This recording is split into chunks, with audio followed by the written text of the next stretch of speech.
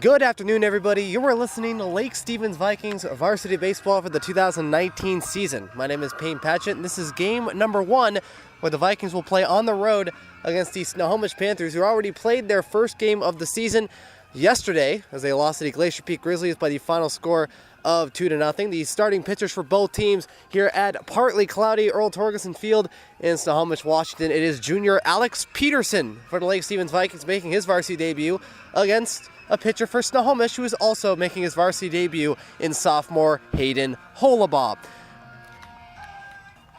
This is the first time that both teams have faced off against each other since 2016, when they both faced off here at Snohomish, with the Vikings winning by the final score of 6-3.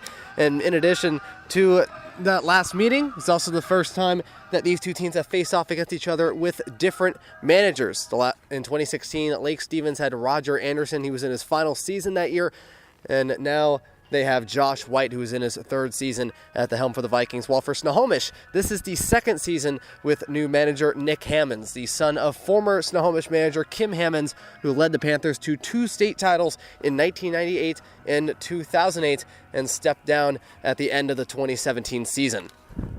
And in addition to the season opening game, the Vikings will also be sporting new uniforms that they will wear possibly at home, but we know for sure on the road to replace the old black uniforms, in addition to new helmets. More information on that as the game goes on. And when we return, it will be the top of the first inning. Lake Stevens will come up to the plate, as the first 3 batters for the Lake Stevens Vikings will be 3 guys returning from last year's 2018 Vikings team in Tanner Lind, Hunter Zelasco, and Theron Perkins. We'll be right back from Earl Torgerson Field in Snohomish, Washington. My name is Payne Patchett, and you are listening to Lake Stevens Vikings Varsity Baseball. And we are now back from Snohomish High School in Snohomish, Washington. A crisp 54 degrees and partly cloudy as this game is getting ready to begin. Top of the first inning, the starting pitcher for the Snohomish Panthers, number 7, Hayden Holabaugh, a sophomore left-hander, facing off against the senior left-hander, Tanner Lind, the starting left fielder. He'll be the first of 3 batters in the top of the first inning. Holabaugh's battery mate will be catcher Colby Wallace. The first pitch from Holabaugh, the throw, and it will hit Tanner. And the 2019 season will start off with a shot to the back. Tanner Lind walking the first. And it'll bring up the shortstop, number 10, Hunter Zelasco.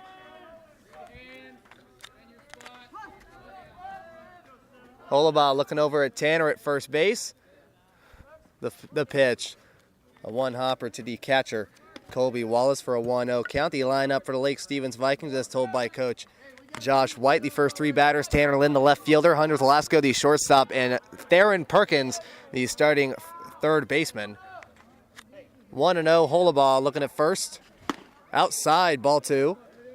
Middle of the order consists of the second baseman, number 12, Aaron Lampinen, the right fielder, number 8, Caden Pattison, making his varsity debut, and first baseman, number 9, Tate Brust. Ethan Jansen DHing at the 7th spot. Tommy Lindgren making his first start, my mistake, behind the plate in almost a full season. Throw to first, not in time. Last time Lindgren made a start, it was back on March 21st of 2018 against Meadowdale, when the usual starter Trey Long wasn't able to appear at the game. And number 9, it is the center fielder Cameron Austin. The 2-0 upstairs, ball 3. Austin, the starting center fielder, also making his varsity debut.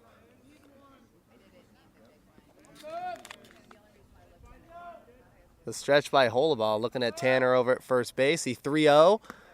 And that ball will be in the dirt. Lake Stevens gets their first 2 runners on base and already has a runner in scoring position. Theron Perkins is easily one of the hottest bats returning this season in the Westco Conference, coming up to the plate. The catcher Colby Wallace talking to Holabaugh about 3/4 of the way to the mound. Theron Perkins last season with 15 games, .371 batting average with 6 triples, a homer, and 16 RBIs on the year. Holabaugh looking at second towards Tanner. First pitch. Outside, ball 1. The reserves for the Lake Stevens Vikings, Alex Keeley, number 2, Xander Fogel, number 7, Colton Hogel, number 17, making his varsity debut in the Vikings uniform in the dugout. Bailey Corley, number 34, the 1-0. That's a strike one looking, hits the top part of the strike zone. Devin McWaters, number 11, and finally number 5, Trey Long, will be sitting in the dugout. Josh White probably will use him as a pinch hitter later in this game as he is not injured. The 1-1. And a slow ground ball. That falls right near the first base line. Wallace, the throw to first is in time. It'll advance the runners to second and third base. They'll get the first out in this first inning.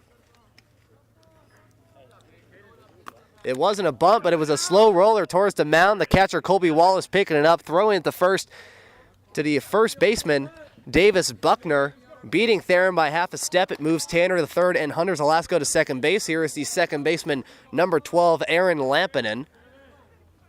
The first pitch by Holabaugh, upstairs, ball one.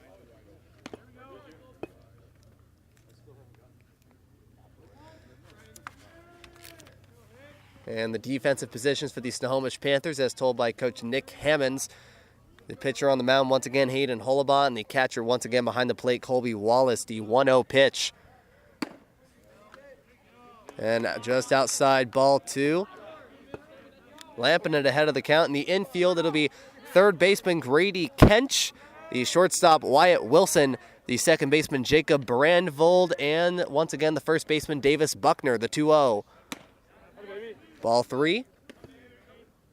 And in the outfield, Caden Keithley at left field, Michael Hill at center, and Sam Stainer, who will be the leadoff batter for Snohomish in the bottom of the first inning, at right. The 3-0 pitch by Holabaugh. Outside, ball four. Lake Stevens gets the bases loaded with one out in the first inning. And now we'll bring up, in his first varsity at-bat, is senior right fielder Caden Pattison.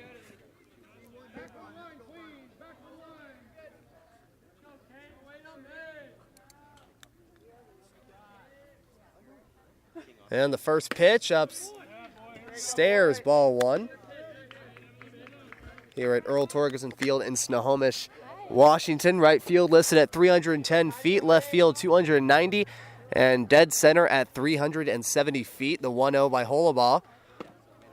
Outside, ball two. And the Snohomish Panthers searching for their first win this season. They played yesterday against the Glacier Peak Grizzlies with Davis Buckner on the mound. They lost 2-0 here at Earl Torgerson Field as the road team. The 2-0 swung on and into the bullpen right next to the Snohomish dugout along the third base line. Count now moves to 2-1 strike. Lake Stevens, last season they finished with 9 wins and 14 losses. In their third consecutive season as the number 5 seed with a 7-7 record. The 2-1 and a ground ball. This one going to the second baseman, and it gets off the glove of the second baseman Jacob Brandvold, and a run will score. Tanner will score from third base. All the runners will advance. It'll be ruled as an error on the second baseman. Tried to backhand that one. The ball got off the glove, went up in the air. Gives the Vikings an early 1-0 lead. Here is Tate Bruss, the first baseman. First pitch is strike one looking.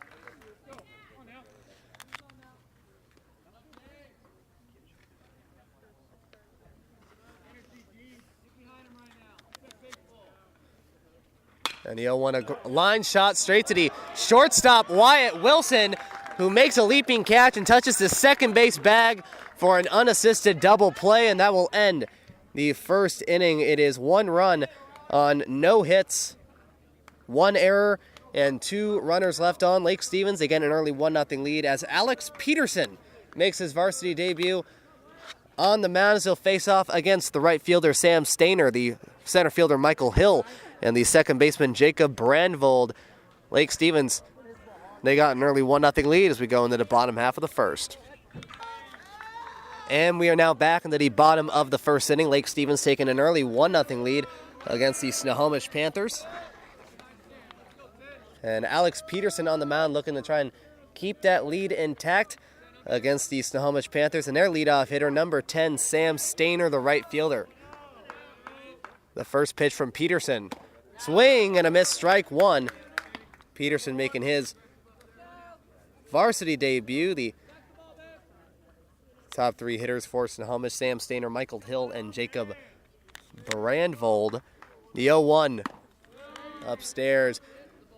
Ball one to the catcher, Tommy Lindgren. The lineup for the Snohomish Panthers, as told by manager Nick Hammonds. Again, the top three batters: Sam Stainer, Michael Hill, and Jacob Brandvold. In the middle of the order is the catcher, Colby Wallace, as the four-hitter. The pitch from Peterson. Swing and a miss, and the ball gets off the glove of the catcher, Tommy Lindgren. Count at 1-2. At the 5 spot is the first baseman, Davis Buckner, and the 6 spot is the shortstop, Wyatt Wilson. Bottom three hitters, the third baseman, number 34, Grady Kench. And at the 8th spot is the DH. The 1-2 upstairs, ball 2, makes the count even. At the 8th spot, the designated hitter, Drew Stoltz, who will be hitting for the pitcher, Hayden Holabaugh. And the number 9 spot, Caden Keithley, the left fielder. The 2-2, swing and a miss, strike 3. Peterson gets Stainer swinging for the first out of the first inning. And now we'll bring up Michael Hill.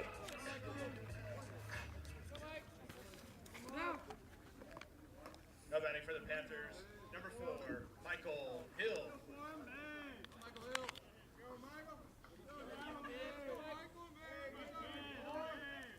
And the first pitch from Peterson. And a short line drive that'll get to the first baseman, Tate Brust.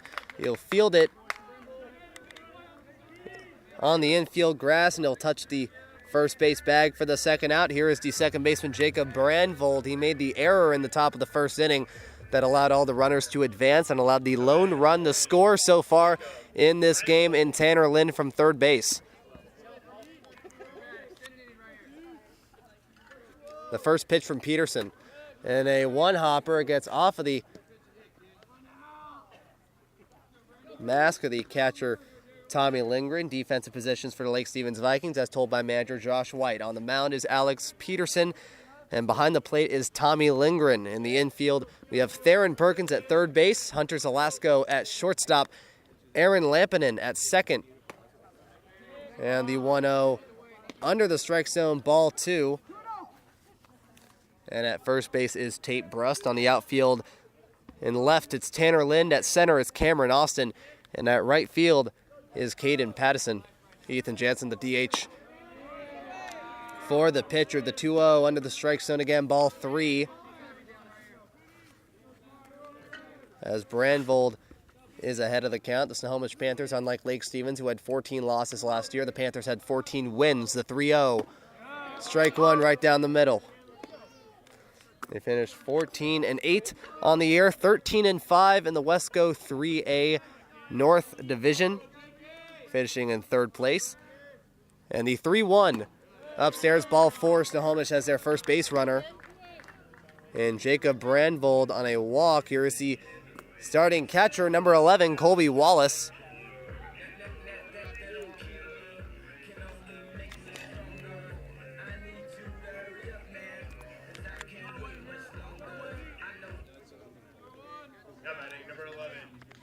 And for the Snohomish Panthers, last season they finished third place behind Arlington and Marysville Pilchuck, and they lost their first 2 games in the Wesco 3A tournament to be eliminated. They lost 10-7 to Edmonds Woodway and 1-0 to the Linwood Royals. The first pitch from Alex Peterson. The pitch. Ball 1 just above the strike zone.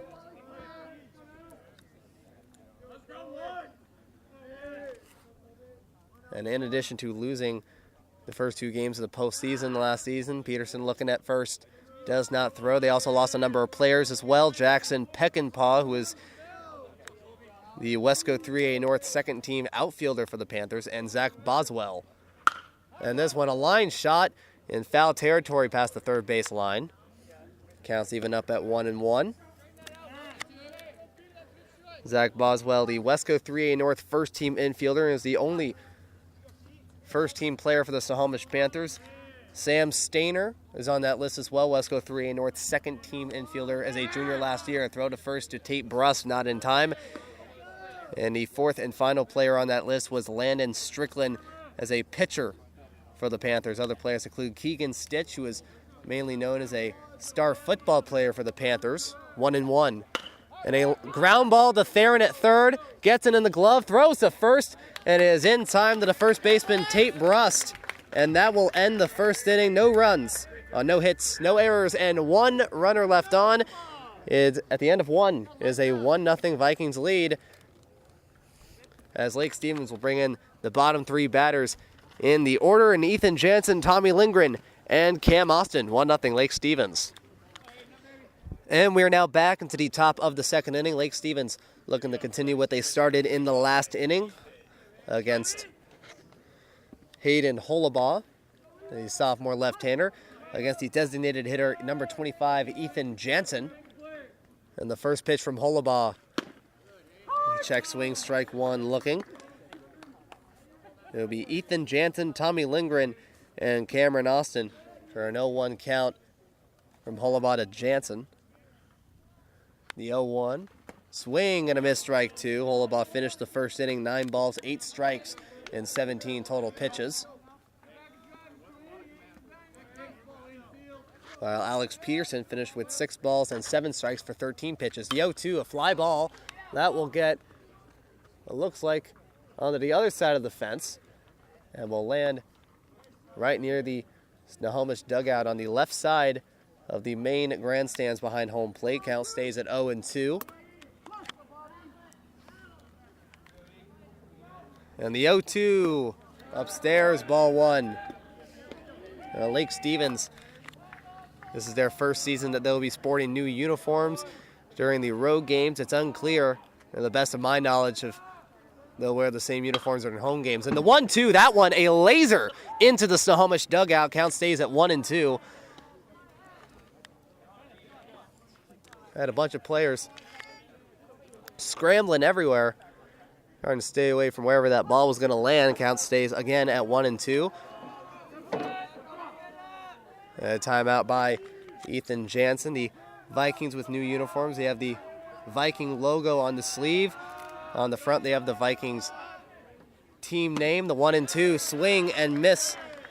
Strike three, the first strikeout of the afternoon for Hayden Holabaugh. And it'll bring up Tommy Lindgren, the starting catcher for today's game.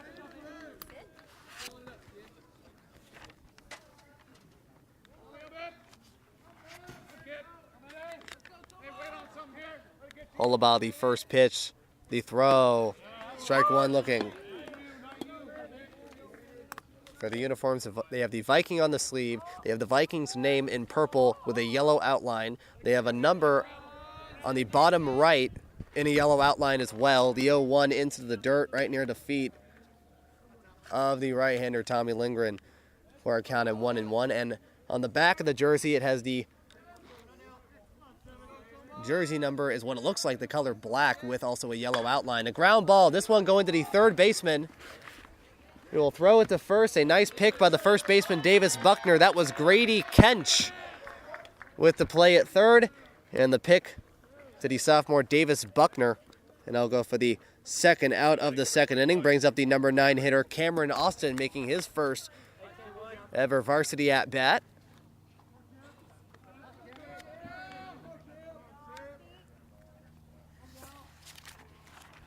And the first pitch, Holabaugh tries bunting for it. Strike one looking.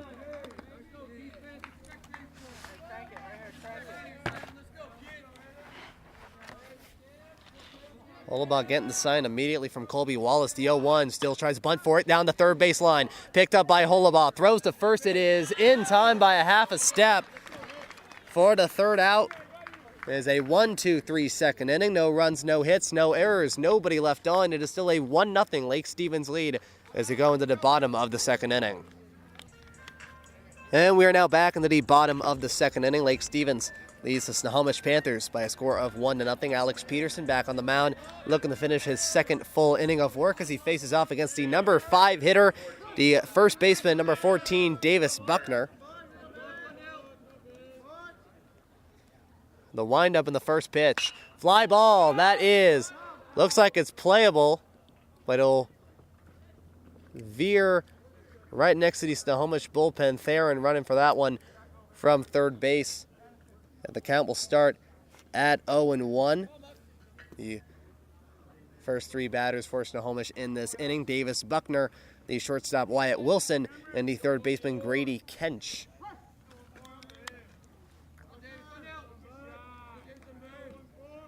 The 0-1, and it'll be a short ground ball. That is going to land right near home plate before rolling in fair territory right near the first base line. Count now 0-2.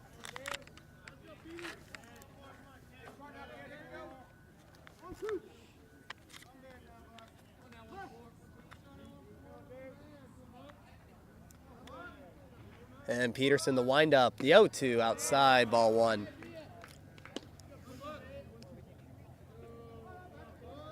Davis Buckner, he was the starting pitcher in yesterday's game and was unfortunately the losing pitcher in yesterday's game against the Glacier Peak Grizzlies. 1-2. Oh, it's just outside. Close call by the home plate umpire. Count is now even at 2-2.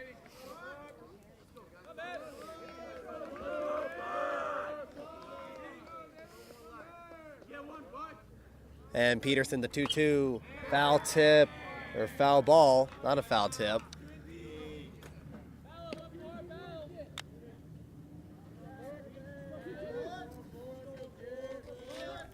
And it lands just behind the broadcast booth. It is just behind the grandstands. The 2-2 pitch in the dirt. Now it is a full count. Davis Buckner going from an 0-2 to a 3-2.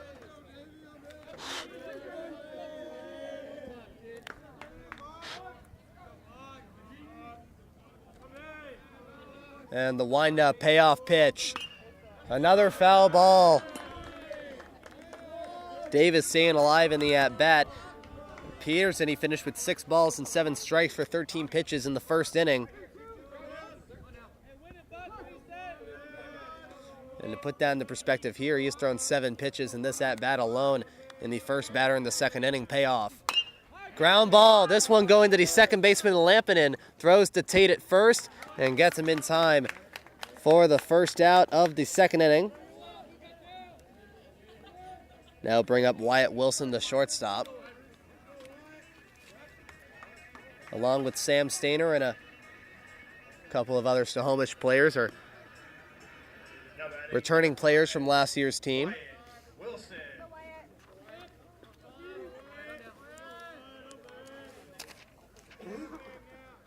And the first pitch from Peterson, inside ball one.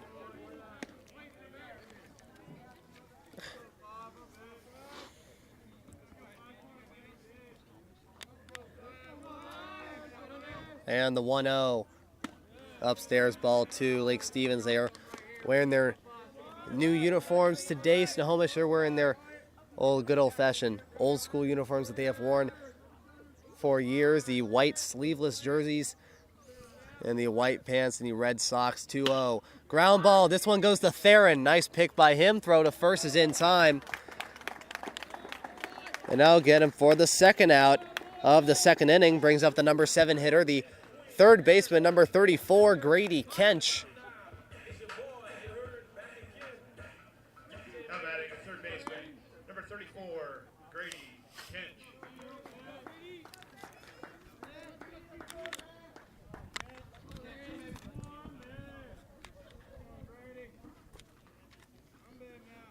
And the first pitch from Peterson. Swing and a miss, strike one. To start off. And Lake Stevens, they haven't played at Earl Torgerson Field since 2016 when the Vikings beat them 6-3. The 0-1, a one-hopper in the dirt. Count is even at 1-1.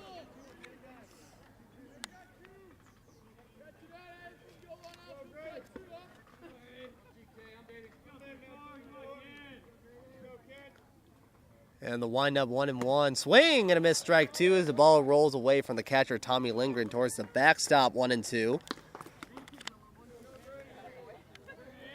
As in that 2016 meeting, the Vikings beat the Panthers 6-3. But what people don't know is that before then they had a huge rivalry. 1-2 going into short center field. The center fielder, Cameron Austin, making the catch. And that'll be a 1-2-3 second inning. No runs, no hits, no errors, and nobody left on. Snohomish still with a goose egg after 2 as Lake Stevens leads 1-0. And we are now back into the top of the 3rd inning. Lake Stevens coming back to the plate, bringing back their top 3 hitters in the batting order for the 2nd time around. Tanner Lynn, Hunter Zelasco, and Theron Perkins against Hayden Holabaugh.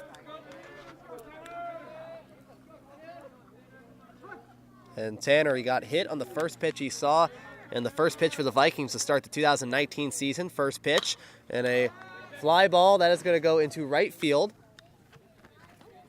Going to right center field, and it will be caught by Sam Stainer for the first pitch in the first out of the 3rd inning.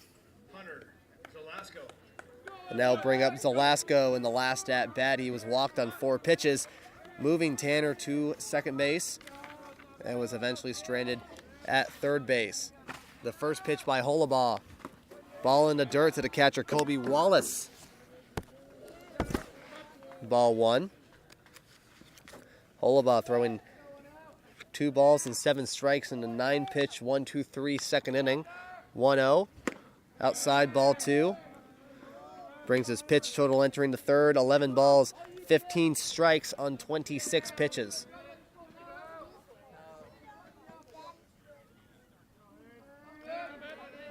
And the 2-0 by Holabaugh. Ball 3, this one going upstairs. Holabaugh once again having trouble finding the strike zone against the junior Zelasco.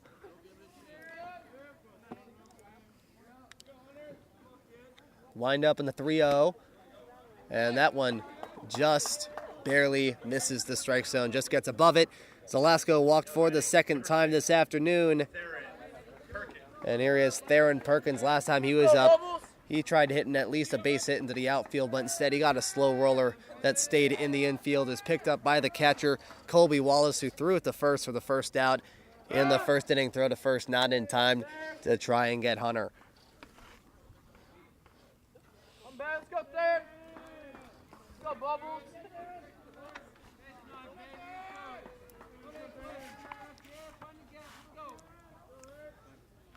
A timeout by Theron. Even though these two teams haven't played each other since 2016, what people don't know is that back a long time ago, back when I started with this team, these two had a very heated rivalry. Throw to first, not in time. It was back in those days, I'm sounding old here, where both Lake Stevens and Snohomish were in the same division. It was the Wesco 4A North Division instead of the Wesco 3A North Division. They played against each other 3 times in 2012, with Lake Stevens winning all 3 meetings. First pitch to Theron is a ball 1 in the dirt. Lake Stevens in that 2012 season would finish 19-1. They would win the Wesco title, but unfortunately would lose in the quarterfinals. In 2013, that is when these teams started playing against each other 4 times. Runner goes. Hunter goes to second as the catcher, Colby Wallace, loses the grip of the baseball. Hunter Zelasco with the first stolen base of the 2019 season for the Lake Stevens Vikings. It is a ball 2. Zelasco had a pretty good jump on that pitch. And if Wallace would have had a good grip on the ball, it would have been a close play at second, but Zelasco would have beaten it out. 2-0. Looks over at Zelasco at second with dirt on his new jersey. 2-0. Fly ball, that is foul. Going into nearby Veterans Memorial Stadium, which is across from Earl Torgerson Field. And in 2013, that is when the Lake Stevens Vikings saw a guy from Snohomish that would later be a key part of the Oregon State Beavers College World Series team, a guy named Jake Mulholland, one of the best players I've ever seen on an opposing team. The 2-1 pitch, swing and a miss, strike 2. The count is even. In 2013, Snohomish would win 3 of 4. 2014, the two teams would split, but in 2015, that's when Snohomish had a really good start. 2-2 into the hole. As a line drive ball, looked like it was going to get into the hole in center field. The second baseman, Jacob Brandvold, had other ideas. He threw to first, and it will get Theron out at first base. To a nice ovation, the Snohomish crowd. And it will move Zelasco to third. Here is Aaron Lampinen, who has walked on 4 pitches and was the unfortunate recipient of that double play. The first pitch, a fly ball going into the short center field. The shortstop, Wyatt Wilson, calling for that one. And that will be the third out of the top of the third inning. No runs, no hits, no errors, and 1 runner left on. It is still a 1-0 Lake Stevens lead as Alex Peterson walks back to the mound. And we are now back into the bottom of the third inning. Lake Stevens unfortunately could not get anything out of Zelasco on the Bates pass in the top of the third. And now they look to prevent Snohomish from getting their first run of the season to try and tie the game here in the bottom of the third. Alex Peterson against Drew Stoltz, a slow grounder. This one going to Lampinen, the second baseman. Throw to first is in time for the first out. This was to the number 8 hitter, the designated hitter, Drew Stoltz. Now here is the number 9 hitter, the left fielder, Caden Keithley. Now batting Is Keithley, Keithley.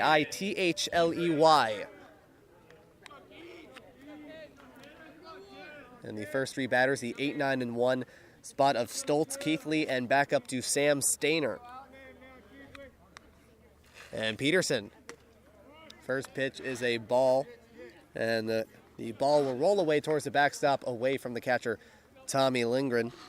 And the second inning, Peterson, he threw 6 balls for 9 strikes in 15 total pitches in that inning for a total of 12 balls, 16 strikes, and 28 pitches. The 1-0. Strike 1 looking. And the count is even at 1-1. Back to 2015, Snohomish, they had one of their best seasons ever. They won the Westco Championship at Everett Memorial against Lake Stevens with Mulholland on the mound, beating them 9-4. The 1-1, a slow roller picked up by Peterson. Throw to first is in time for the second out of the third inning. Brings us back to the top of the order. For the second time around, it is Sam Stainer who struck out swing on a 2-2 pitch. Sam Stainer.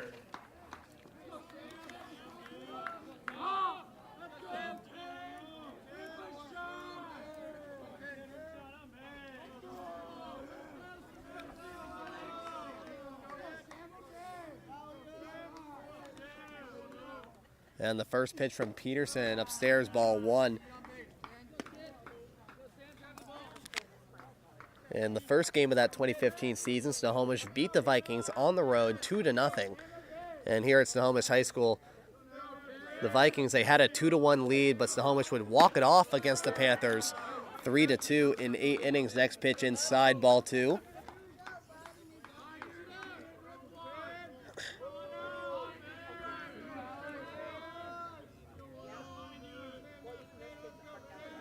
And the 2-0. And a foul ball. It's the fence above the backstop. Count is now 2-1.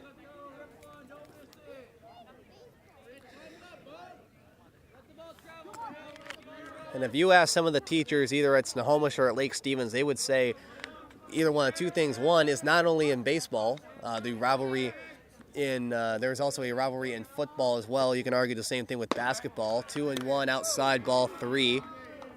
As back in 2010, the Lake Stevens football team got a sportsmanship award, as there was a Snohomish player who was diagnosed with Down syndrome that scored a touchdown against the Vikings here at Veterans Memorial, 3-1. And just outside, ball 4. And Alex Peterson with his second walk of the afternoon. And the second base runner for the Snohomish Panthers. Now we go to Michael Hill, who grounded out to the first baseman, Tate Brust, on the first pitch he saw back in the first inning.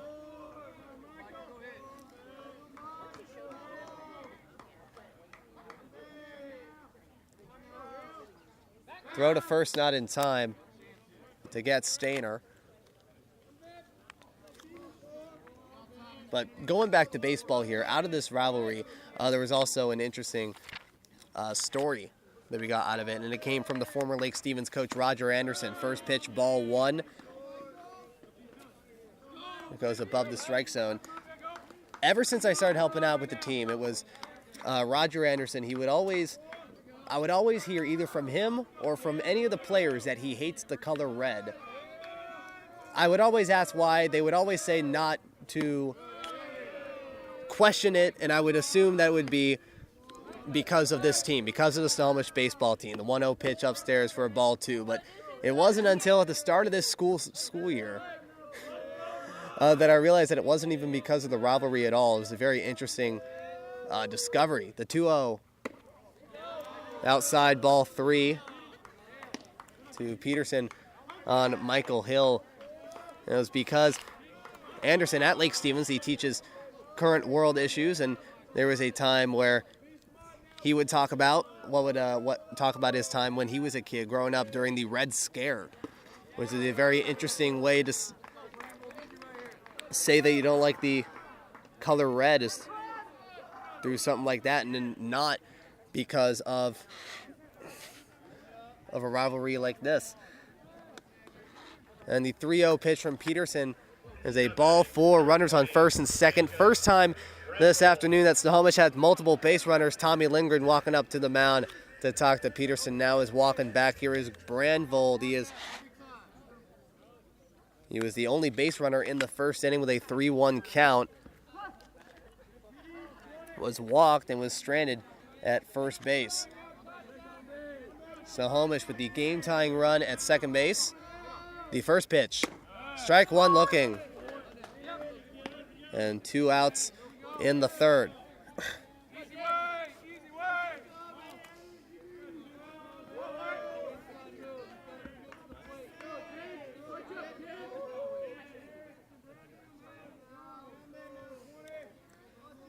And Peterson the 0-1. Fly ball. This one will be a bloop single going in the right field. Sam Stainer is going to round around third. And the throw home is not in time. And the ball will go to the fence. Lindgren throwing to Peterson at home plate. Stainer will score. Michael Hill will be out at home. And that will end the third inning. Snohomish will get a run on the board on an RBI single by Jacob Brandvold. It'll be a 9-2-1 as Michael Hill tried to score from first base. It'll be 1 run on 1 hit, no errors, and 1 runner left on. Snohomish making this a whole new ball game. Ties it up at 1 as we go into the top of the fourth. Hayden Holobaugh will be facing off against the 5, 6, and 7 hitters of Caden Pattison, Tate Brust, and Ethan Jansen. And we are now back into the top of the fourth inning. Snohomish had tied this game up at 1 apiece after an RBI single by Jacob Brandvold, making this a whole new ball game. Caden Pattison starting off with a ball in the dirt for a ball 1. And the 1-0 fly ball. This one leaning towards foul, as that ball will land right near the Snohomish bullpen as Grady Kench was walking after it, and Wyatt Wilson sprinting after that one was not able to make the catch, and the count is even at 1-1. What happened on that RBI single, it went to right field. The ball got past the catcher, Tommy Lindgren, and it went to the fence right next to the Snohomish dugout. Stainer was yelling at Michael Hill to stay at third. The 1-1 pitch, a ground ball to the second baseman, Brandvold. And the throw is offline to the first baseman, Davis Buckner, forcing him off the bag. And that'll be another error on Brandvold to start off the top of the fourth inning. Here is Tate Brust, who he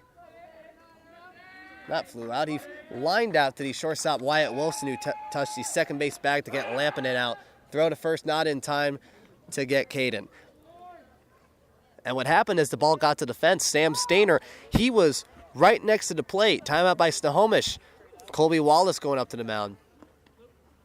He was at the plate, and he was telling Michael Hill to stay at third. Apparently he didn't listen.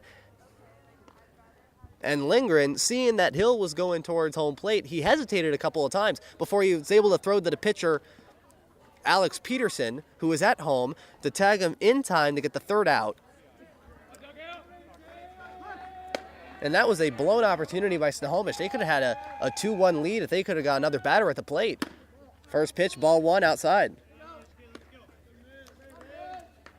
As for Holaba in that third inning, he threw an even number of balls and strikes, 5 balls and 5 strikes for 10 pitches total, for a total of 16 balls and 20 strikes for 36 pitches. The 1-0 fly ball, that is in foul territory. Grady Kench under it right near the dugout, makes the catch for the first out.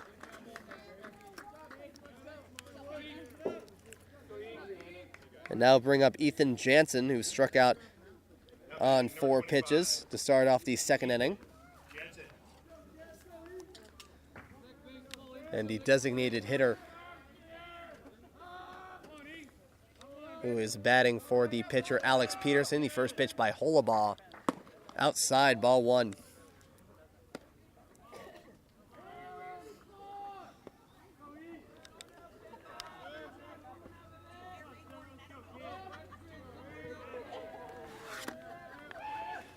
One and 0. Upstairs, ball 2.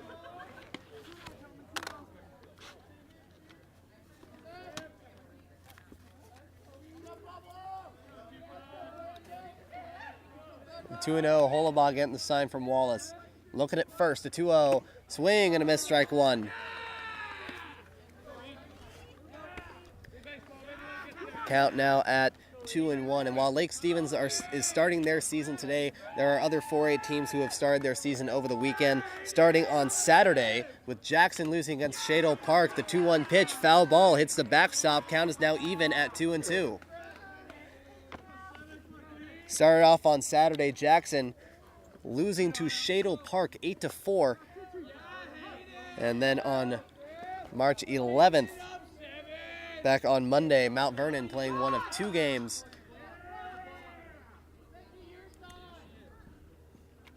Coming into today, timeout by Jansen. Mount Vernon, they played their first game on the road against the O'Day Fighting Irish. They lost 10-1, and then they played the next day, yesterday, against Oak Harbor, losing that game 5-3. The 2-2 pitch, swing and a miss, strike 3.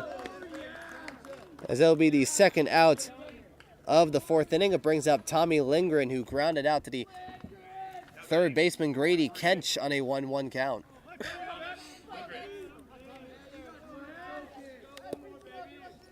There were a number of other games that also were played on March 11th. Cascade playing against Everett, losing 1-0 at Everett Memorial. First pitch, strike 1 looking.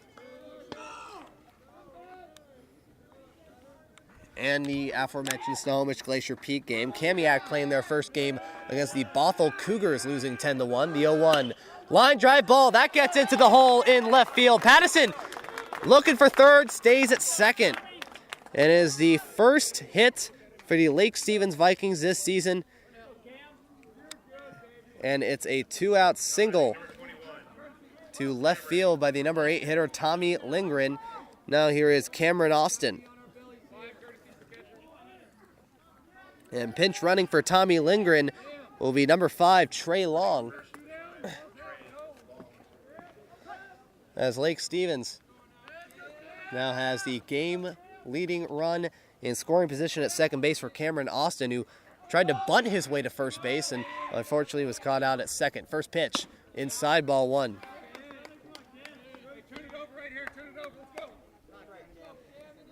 There are 2 other games going on today that unfortunately are not going to start until later. 5:30 p.m. over at Monroe. The Bearcats playing their first game against Kent Meridian. And at 6 p.m. Jackson playing against Newport High School of Bellevue. The 1-0 ball gets past the dirt. Gets into the backstop. Past the catcher, Colby Wallace. And the runners will advance on the wild pitch. Trey to second. Caden to third. And Cameron Austin with a chance to make a game-changing play here at the plate, 2-0. The windup in the pitch. Hard hit ball, this one going into right field. That is going to fall. Caden's going to score. Trey is going to stay at third, and Lake Stevens retakes the lead on an RBI single by Cameron Austin. Now batting number 23, Tanner Lynn. The run will be unearned towards Holabaugh as the inning started on an error and Pattison got on base on an error. Holabaugh now going back to the top of the order for the third time around in 4 innings. Tanner, ball to the dirt, and Cameron Austin has himself his first stolen base.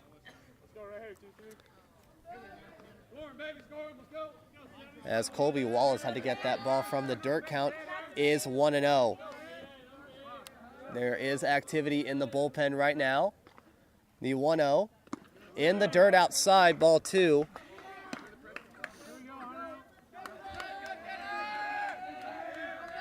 Try and make out the jersey number of the Snohomish pitcher. In the bullpen, if I had to guess correctly, it would probably be number 32, Xander Twig. 2-0. Low, ball 3. The reserves for the Snohomish Panthers, forgot to mention this in the first inning, is number 12, Easton Chrisman, Jordan Graham, number 13, number 15, Cole McCalman, something like that. Number 19, Zach Bridgman, 3-0.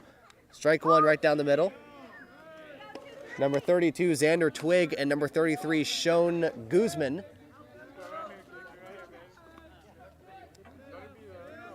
If I had to guess from over here right next to the Lake Stevens dugout, it was probably going to be Xander Twig. The 3-1 pitch, a foul ball, hits the fence. Count is now full.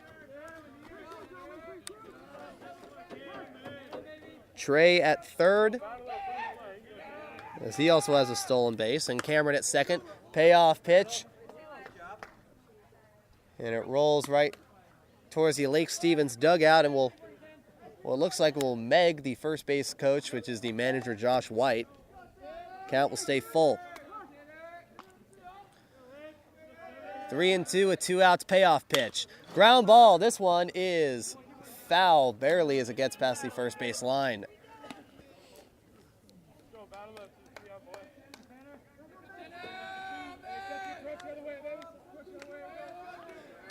Holabaugh with 22 pitches in this inning alone. The payoff for 23, fly ball. That's a soft fly ball that is caught by the third baseman, Grady Kench, and that will end the top of the 4th inning. A 23-pitch top of the 4th inning, and Josh White's already pulling Peterson out of the game. It'll be number 7, Xander Fogel, making his debut this season at the bottom of the 4th inning, as he'll face off against the middle of the order, Colby Wallace, Davis Buckner, and Wyatt Wilson. Lake Stevens retakes the lead 2-1. And we are now back into the bottom of the 4th inning. Lake Stevens retaking the lead 2-1 on an RBI single by Cameron Austin. And now Xander Fogel will come up to the mound. First pitch to Colby Wallace, and one hopper off of the dirt and towards the backstop. Alex Peterson, currently he is online for the win. Currently 3 innings, 1 hit, 1 earned run, 1 strikeout, and 3 walks. 21 balls, 22 strikes, 43 pitches, currently online for the victory. And the 1-0 outside, ball 2. Xander Fogel making his first appearance this season, and had a really good run last season coming off the junior varsity team mid-season. To 2-0. Chopper, this one going to Theron, under the glove of Theron, to Zelasco, who throws to first in time. What a play by Hunter Zelasco. The ball got under the legs of Theron Perkins. Zelasco was right behind him and makes the throw from short left field to get him out. What a play by Zelasco. This is why he is one of the most exciting guys on the field for the Vikings. That could go either way. That could be scored as either a 5-6-3 or a 6-3, because I don't think Theron touched the baseball. First pitch, a strike 1, looking to Davis Buckner, who grounded out to the second baseman Aaron Lampinen on a full count. And the 0-1, Xander. Swing and a miss, strike 2.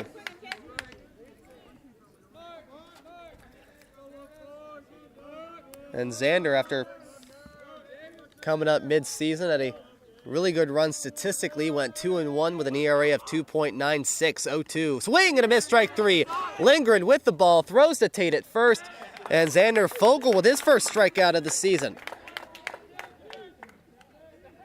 Now bring up Wyatt Wilson, who grounded out to Theron on a 2-0 count. And Xander, 7 games. He started 1 game. That was the West Coast semifinals against the Cascade Bruins, to which he was the losing pitcher. He threw 14 2/3 innings, allowing 15 hits, 6 earned runs, 6 walks, and striking out 7 batters. He has the most strikeouts out of any returning Lake Stevens pitcher from last season.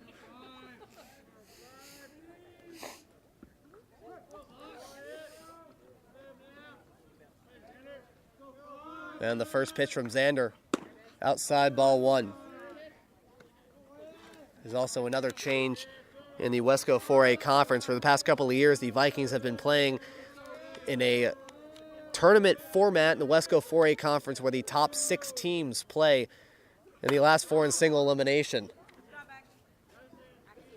And the 1-0 pitch, a soft line drive past the first base line towards the Lake Stevens dugout. Count is even at 1-1. But now, instead of 6 Wesco teams in their own tournament, there is something now called the West King Tournament. This is the top 5 teams in the Wesco Conference, 1-1. Ball gets out of the glove of Tommy Lindgren and goes to the backstop. Where instead of it being the top 6 Wesco teams, it's the top 5 Wesco teams and the top 6 Kinko teams, or at least I'm taking this from the basketball tournament because the baseball bracket's not out yet. The 2-1. This one going to center field. Cameron Austin's under it, and he makes the catch to end the inning. No runs, no hits, no errors. Nobody left on. A 1-2-3 inning for Xander Fogle. Lake Stevens still holding on to that 2-1 lead. And Hayden Holabaugh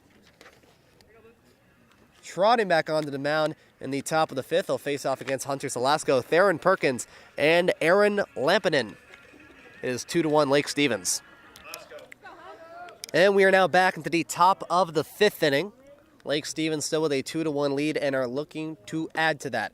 Hayden Holabaugh on the mound. He has thrown 59 pitches through 4 innings. He threw 23 alone in the 4th inning. 14 strikes and 9 balls. The leadoff hitter for the Vikings is number 10, Hunter Zalasco, who has walked on both plate appearances. First pitch, ball 1. It'll be Zalasco, Perkins, and Aaron Lampinen, 2-3-4. And the 1-0. And around the same spot, ball 2.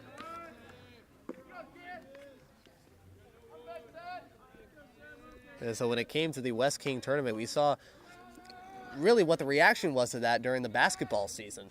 2-0. Short fly ball. This one going into right field, and it is caught by the shortstop, Wyatt Wilson, for the first out.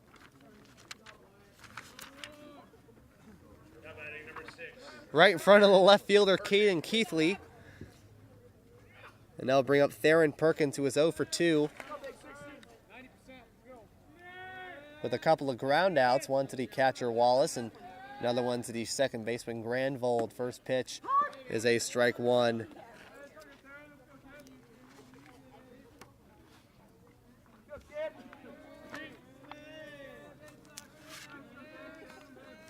Holabaugh 0-1. Upstairs. Count is even at 1-1. And Xander Fogle in his first half inning threw 4 balls for 6 strikes and 10 pitches total. The 1-1.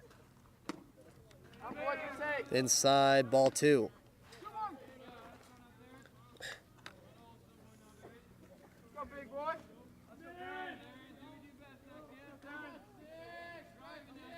The 2-1. Outside, ball 3. Holabaugh's been having some trouble finding the strike zone since the last inning.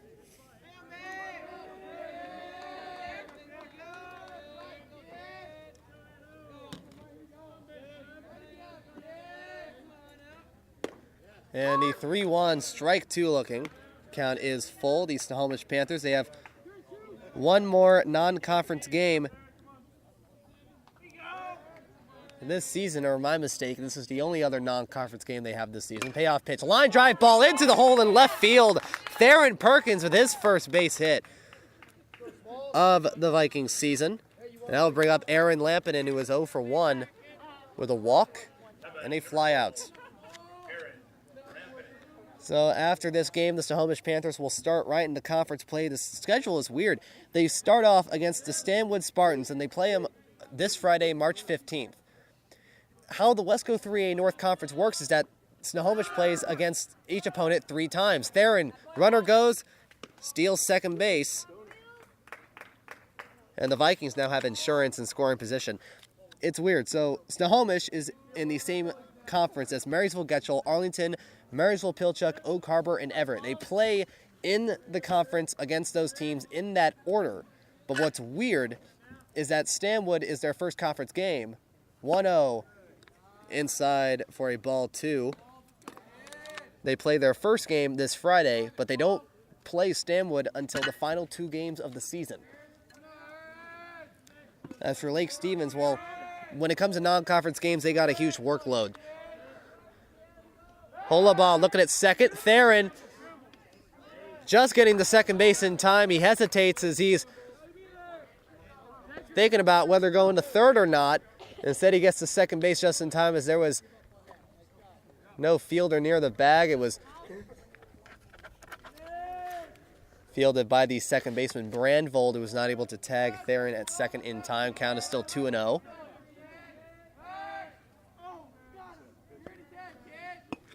Theron staying at second. Represents some insurance for the Vikings. Holabah getting the sign from Wallace. Looks over at second, throws. It is not in time as the ball gets away into center field, where it is fielded by Michael Hill. For the Lake Stevens Vikings, after today, they are playing their first home game against the Mount Lake Terrace Hawks on March 15th. And after that, they got 3 straight road games. They play on Saturday, March 16th at Bremerton against Central Kitsap, on Monday, March 18th against Edmonds Woodway at Edmonds, and on Tuesday, March 19th at Bannerwood Park in Bellevue. The 2-0 outside ball 3. And that one against the Bellevue Wolverines, which had one of their players, Connor Cirillo, commit to play baseball next season for the University of Southern California. A top-tier player down in King County. The 3-0. And in the dirt, ball 4. Theron going to third as the ball rolls away from Wallace. And there are runners on the corners, with 1 out in the top of the 5th inning. And that'll bring up Caden Pattison. He has no official at-bat entering this very moment, as he got on base on both occasions on errors by the second baseman, Jacob Brandvold.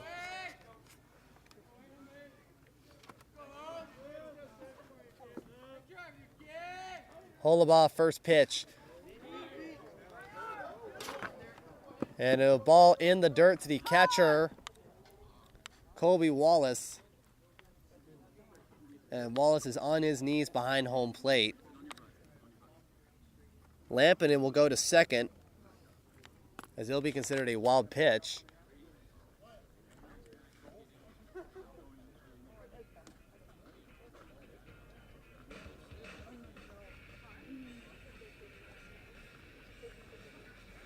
They'll take a timeout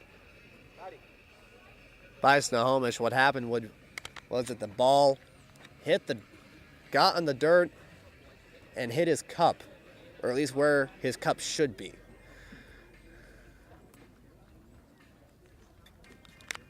He is now sitting down right next to home plate. He's getting some help from the Snohomish manager, Nick Hammonds. And it looks like he's going to be walking over to the Snohomish dugout.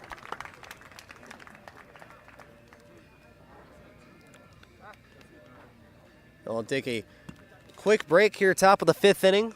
Lake Stevens with runners on second and third. They lead 2-1 as Snohomish is looking for a new catcher. And we are now back into the top of the 5th inning. Lake Stevens leading Snohomish 2-1. The Panthers with a new catcher in Xander Twig, number 32.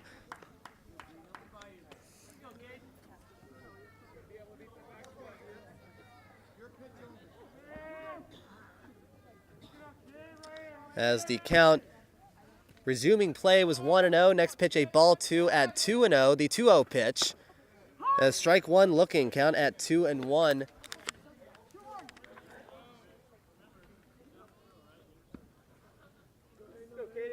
And with the guys over at the Snohomish Panthers broadcast group completely forgetting that it was a 1-0 count. And a 2-1 pitch outside, ball 3. Snohomish Panthers, their baseball program, one of the more historically relevant in the state when it comes to baseball. Their namesake for the field, Earl Torgerson Field, was one of 2 guys who came from this high school to play in the major leagues. The 3-1 pitch, ball 4. Lake Stevens, first time that the bases have been juiced since the 1st inning. Timeout by the Panthers. Nick Hammond's walking up to the mound along with the catcher Xander Twig, and they're going to take Holabaugh out of the game, it looks like, as number 12, Easton Chrisman, is waiting, and he will walk up to the mound.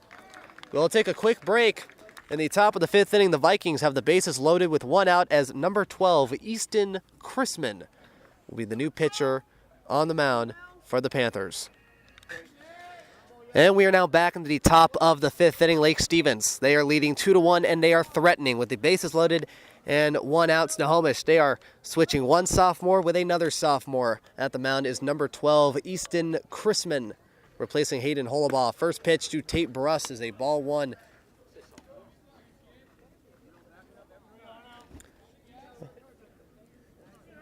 And outside to the catcher, Xander Twig.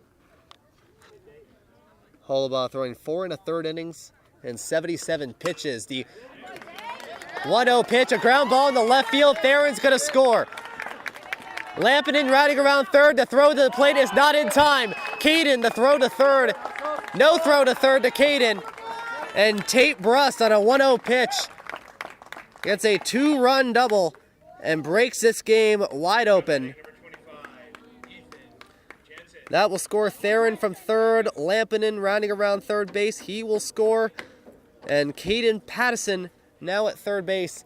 And the Vikings now lead by the score of 4-1. Here is Ethan Jansen, who has struck out swinging in the 2 plate appearances against Hayden Holabaugh. The first pitch. Low and inside, ball 1. Oh, so far, Holabaugh 4 1/3, 3 hits. Currently now 4 runs, 3 of them earned, 5 walks and 2 strikeouts with a hit batter and 2 wild pitches. The 1-0 pitch, strike 1 right down the middle. He is responsible. I was going to say he's responsible for Theron at third, Aaron at second, and Caden at first, but now 2 of those guys have scored, and Caden is at third. So his stat line will officially be done either if this inning is over or when Caden scores. And the 1-1 pitch. Ethan Jansen takes one to the forearm. And the bases are now loaded once again. Here is Tommy Lindgren. He got the first base hit for the Lake Stevens Vikings in the last inning and was replaced by Trey for a pinch runner at first.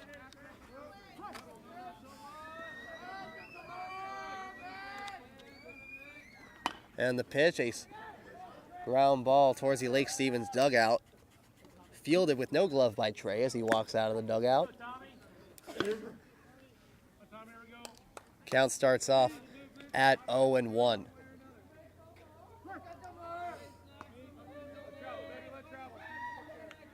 Chrisman 0-1. And a strike 2 looking. Froze Lindgren with that pitch.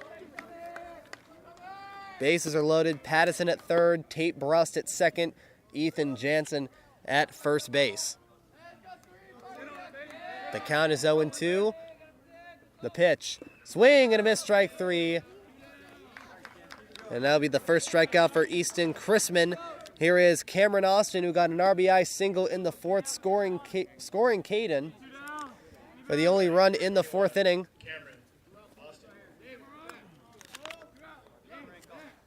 And he has a chance to get a couple more ribbies here. First pitch. Inside, ball 1.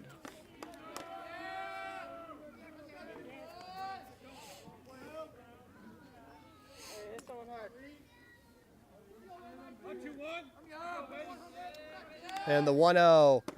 Strike 1 looking.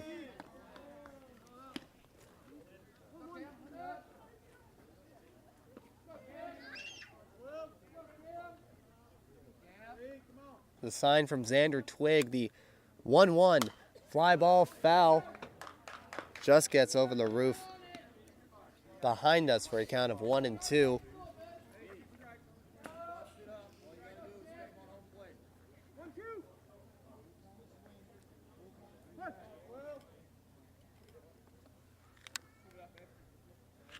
Chrisman ahead of the count, 1-2 outside. Count is even once again. Lake Stevens, even though they got a couple more runs on the board, they are still threatening. And that is something that Lake Stevens has been known for since the dawn of man, which is their offense. 2-2. Check swing in the dirt, full count, ball 3. Cameron Austin with a chance to get another RBI. If he can draw a ball 4 here. Already have a Snohomish pitcher standing in the bullpen. Chopper past the glove of the pitcher, Chrisman. Fielded by Wyatt Wilson at shortstop, and is off the glove of the first baseman, Davis Buckner. 1 run's going to score.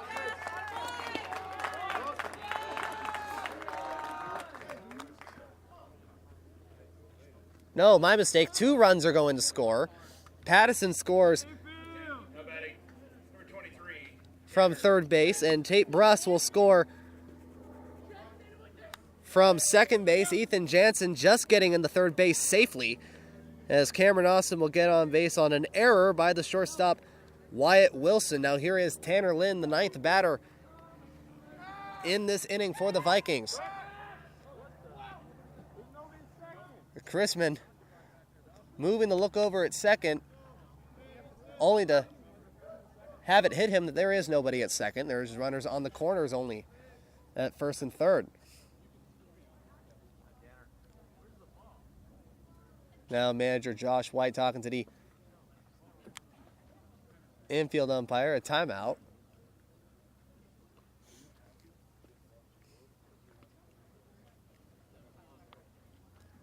Now if I had to guess from right here, they're probably guessing if what Easton Chrisman did was a balk.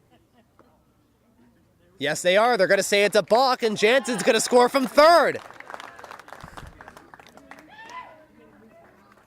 So now it's 7-1 Lake Stevens.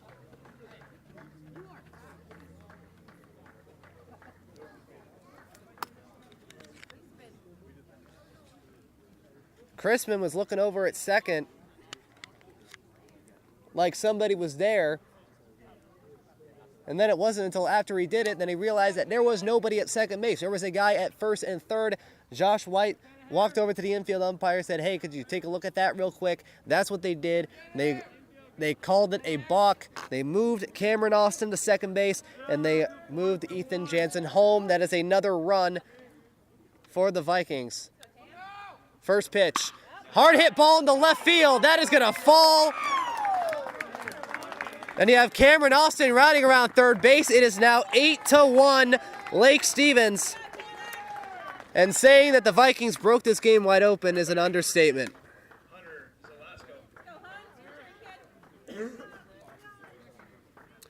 Zelasco now up to the plate for the second time this inning. He flew out to the left fielder, Keating Keithley, for the first out. First pitch, strike 1 looking.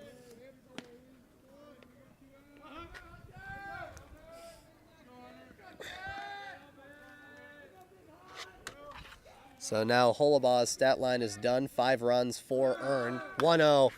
And the 0-1, a check swing ground ball is fielded by the third baseman, Grady Kench,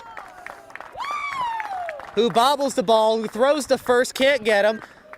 And Davis Buckner then throws to second to try and get Tanner, can't get Tanner. It will be an error on the third baseman, Grady Kench.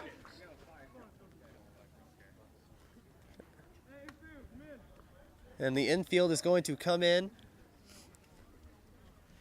as Buckner, Brandvold, Wilson, and Kench, along with the catcher Xander Twig. And Snohomish has yet another pitcher warming up in the bullpen right next to the dugout. Theron Perkins now up to the plate. He is 1 for 3 with a single and a run scored earlier this inning. Is looking to hopefully give the Vikings double-digit runs here in this game. Chrisman looks over at second. This time he sees a guy in a black jersey. I'll step back on to the mound. And Chrisman, the windup. The runner goes. Ball gets away from the catcher, Xander Twig. Tanner Lind. He had a good jump on that pitch. Zalasko going to second as a runner on second and third.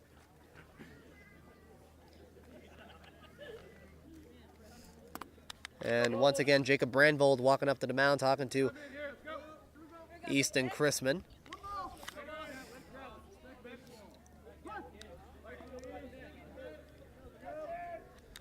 And the 1-0, Chrisman, foul ball. Be a 1-1.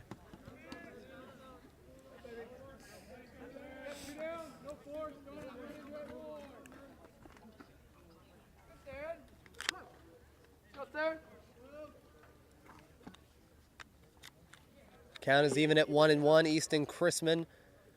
The windup and the pitch. In the dirt, ball 2. And for the Lake Stevens Vikings, their bullpen, as told by Josh White, consists of Xander Fogel, who is up on the mound right now. They have Theron Perkins, who is the third pitcher expected to warm up, who is currently at the plate, and Colton Hogel. 2-1. Ground ball. This one getting into the glove of the third baseman. And this one gets past the glove of the first baseman, Davis Buckner, again. 2 runs are going to score. Lake Stevens has reached double digits. They are up 10-1 in the top of the 5th inning. Oh, and the ball gets away from the pitcher. Theron goes to third. The throw to third base is not in time. And that will be 2 errors. Tanner's going to score. Zalasko will score from second. It will be an error originally, another one on the third baseman, Grady Kench. That moves Theron to second. And the throw from Davis Buckner out onto the field moves Theron to third as he sees that nobody was running after it.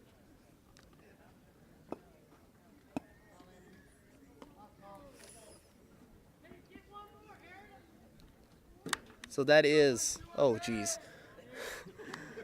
How do I count this? 1, 2, 3, 4, 5, 6 errors.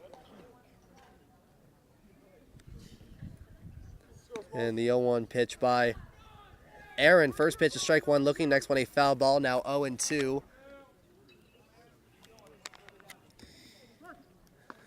Snohomish now with 6 errors in this game. The 0-2.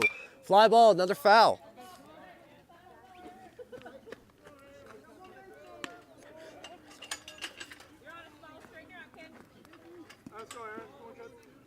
Colton Hogel now walking out of the dugout towards the bullpen.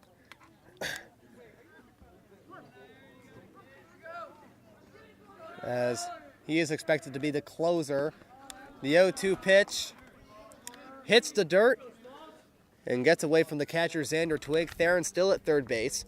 For those of you unclear with the mercy rule in high school baseball. After 5 innings, if a team is up by 10 or more runs, then the game is over. Lake Stevens is currently up by 9 runs. 1-2. Line drive ball. That gets to Kench again. Throw to first is in time. This time it gets into the glove of Davis Buckner, and that will end the top of the 5th inning. Let's count this out here. 1, 2, 3, 4, 5, 6, 7, 8 runs on 1, 2, 3 hits. 1, 2, 3, 4 errors, and 1 runner left on. It is now 10-1 Lake Stevens. Xander Fogel back on the mound in the bottom of the 5th, facing the bottom 3 hitters of the Snohomish batting order. Grady Kench, Drew Stoltz, and Caden Keithley. It is now 10-1 Lake Stevens. And we are now back into the bottom of the 5th inning. Snohomish trying to respond after Lake Stevens had an 8-run top of the 5th to take a 10-1 lead over the Panthers. Xander Fogel against Grady Kench, the third baseman. First pitch, a fly ball. That is foul. The Panthers starting off with the 7, 8, and 9 hitters. Grady Kench, Drew Stoltz, and Caden Keithley.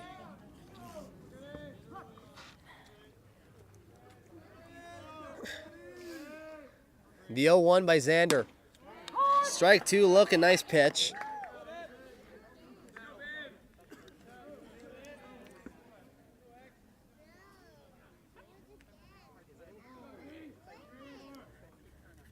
And the 0-2, just outside, ball 1. Count now up at 1-2.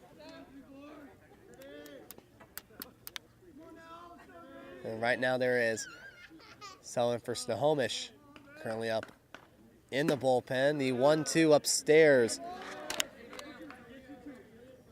for a ball 2. Currently is number 20, Jacob Brandvold, who is warming up alongside the catcher, number 15, Cole McCalman. Count is even at 2-2. Xander, the windup and the pitch. Chopper, this one going to the shortstop, Zelasco. Quick throw, one hopper to Tate. It gets off of the glove of the first baseman, Tate Brust.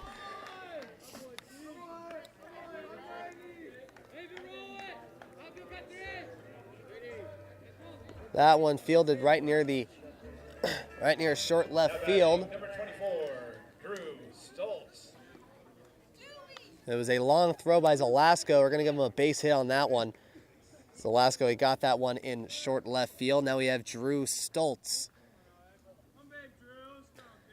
at the plate, grounded out to Lampinen on the first pitch he saw. Fly ball, that will lean foul near the Snohomish bullpen. Theron running after it, can't get it.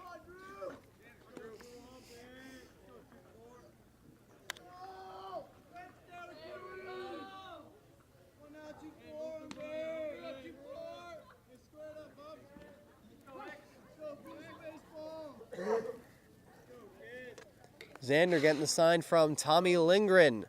0-1. Ground ball into the hole in center field. Grady Kench looking for third, stays at second. Back-to-back singles by the Snohomish Panthers. Grady Kench first with the long throw from Zelasco, and now Drew Stoltz with the base hit into center field. Now it brings in the number 9 hitter, Caden Keithley, who grounded out to the pitcher, Alex Peterson, back in the 3rd inning.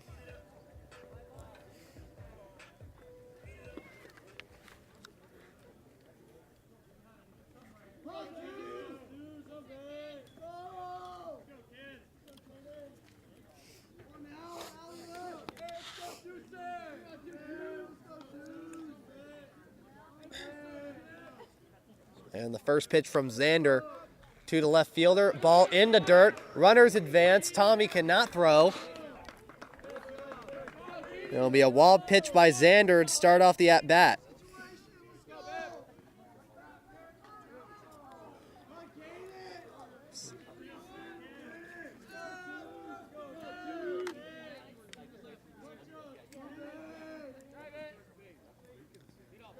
Runner at second and third. Stoltz at second. Kench at third. Xander, the windup in the 1-0. Low for a ball 2.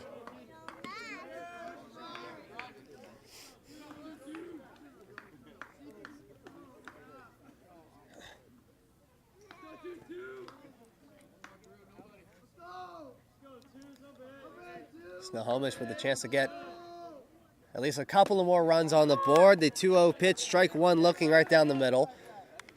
Fogel, he threw 10 pitches, 4 balls and 6 strikes in the bottom of the 4th inning, in the 1-2-3 that ended with him getting his first strikeout of the season.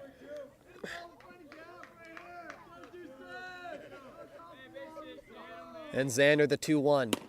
Strike two looking.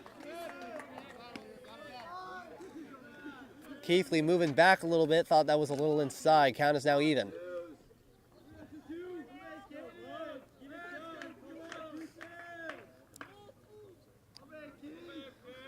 Count is even at 2-2. Fogel to 2-2. Upstairs, ball 3. Count is now full. Again, the Lake Stevens Vikings, their next game will be on Friday, March 15th. Their first home game against the Mount Lake Terrace Hawks, coming off their best finish in school history, 2nd place in the 2A state tournament. Payoff pitch. Ball in the dirt for a ball 4. Bases are loaded for the first 3 batters for the Panthers. And Xander will face the top of the order for the first time this year. And Sam Stainer, or if the manager Josh White has anything to say about it, timeout by Lake Stevens.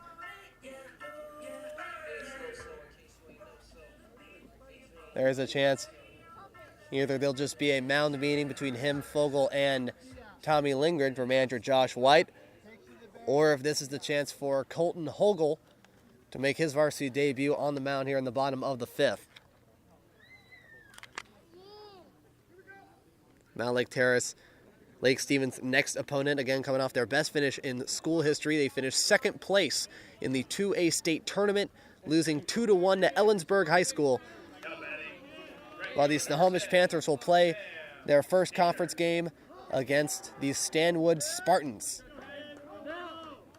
on Friday, March 15th.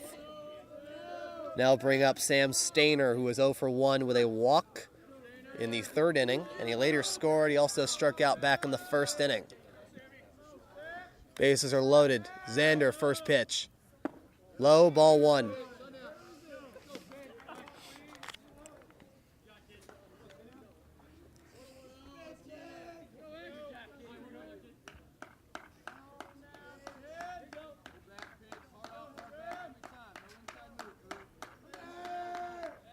Fogel, the 1-0. Inside, ball 2. Nice job by Lindgren to get the ball into the glove. Grady Kench at 3rd base, Drew Stoltz at 2nd base, and Caden Keithley at 1st base. When you're down by 9, you can get all the runs that you need. The 2-0. Ball 3 low.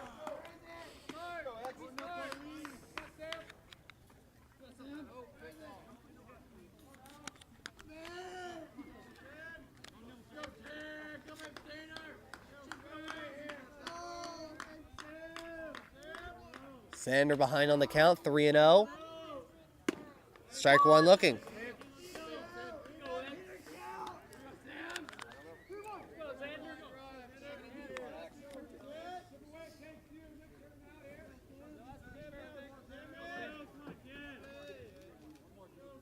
Snohomish, the closest since the 3rd inning to getting any runs on the board, 3-0. Inside, ball 4. Snohomish will get a run on the board. They now trail 10-2. Number 4, Michael. And now they're going to take Xander Fogel out of the game. They're going to bring in Colton Hogel, number 17.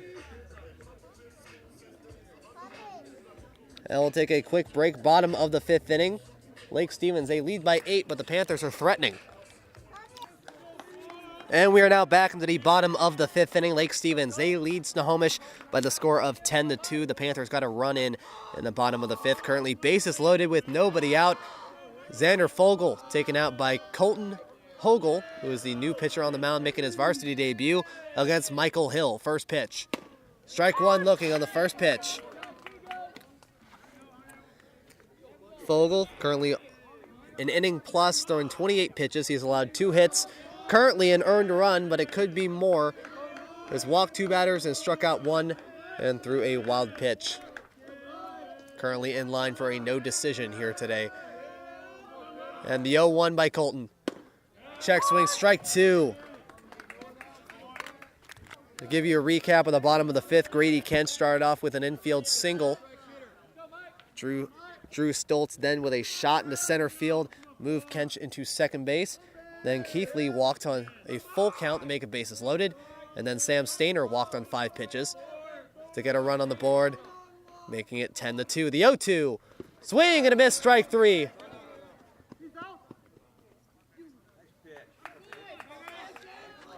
And that'll be the first out of the 5th inning. And a nice job by Tommy Lindgren. He touches home plate to cement the out. Which is weird because if you touch home plate, that means the guy on third is out. But I guess they're going to just keep that the way it is. And Michael Hill is going to be out. Here is Jacob Brandvold in an RBI single in the 3rd inning.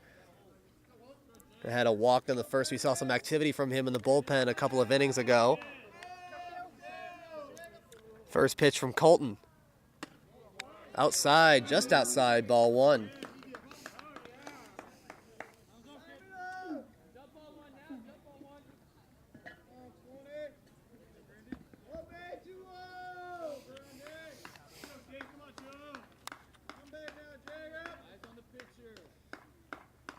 Colton still getting the signs from Tommy Lindgren.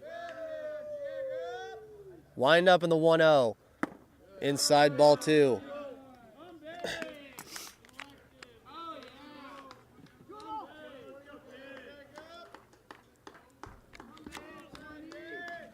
Blake Stevens in the top of the 6th, bringing back the 5, 6, and 7 hitters of Caden Pattison, Tate Bruss, and Ethan Jansen, the 5, 6, and 7 hitters. The 2-0 count wind up for Hogel. Hard hit ball, this one going to center field. Back goes Austin.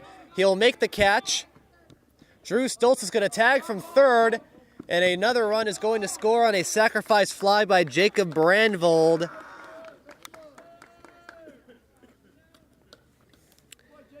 And that is now 2 earned runs on Xander Fogel. Keith Lee will move from 2nd to 3rd. Sam Stainer is going to stay at first base. And it'll be a pinch hitter. Pinch hitting for Colby Wallace will be the number 32, Xander Twig, who is the catcher for the Panthers after Wallace had the unfortunate injury. Throw the first to Tate Bruss, not in time to try and get Sam Stainer.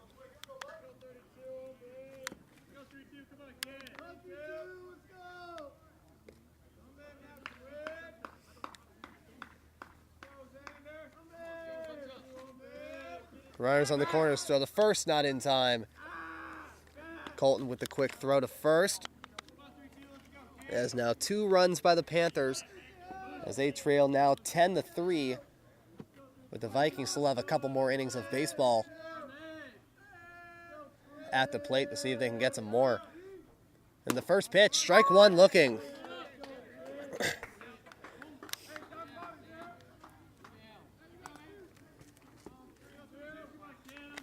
Colton looking over at first base to Tate Bruss and Sam Stainer. We got the first on a 5-pitch walk. And Colton the 0-1. Runner goes. Ball hits the dirt. Stainer goes to second on a stolen base.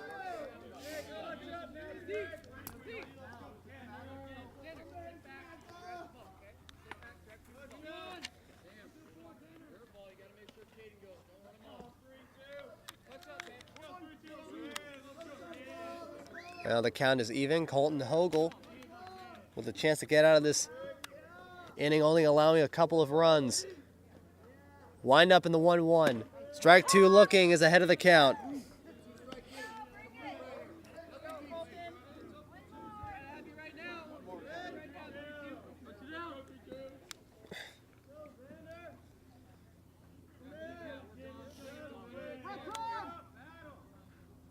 And a timeout by the Panthers. Now, with the amount of time that has been since the top of the 5th inning, it is also unclear whether if Easton Chrisman will be back on the mound. He has thrown 27 pitches in only a third of an inning. The 1-2 foul ball hits the fence.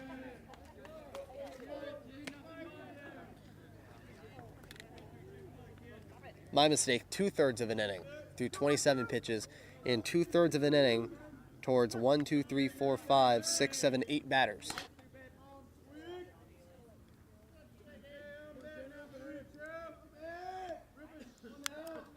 Colton ahead of the count. The windup and the 1-2 pitch. In the dirt, ball 2, runners stay.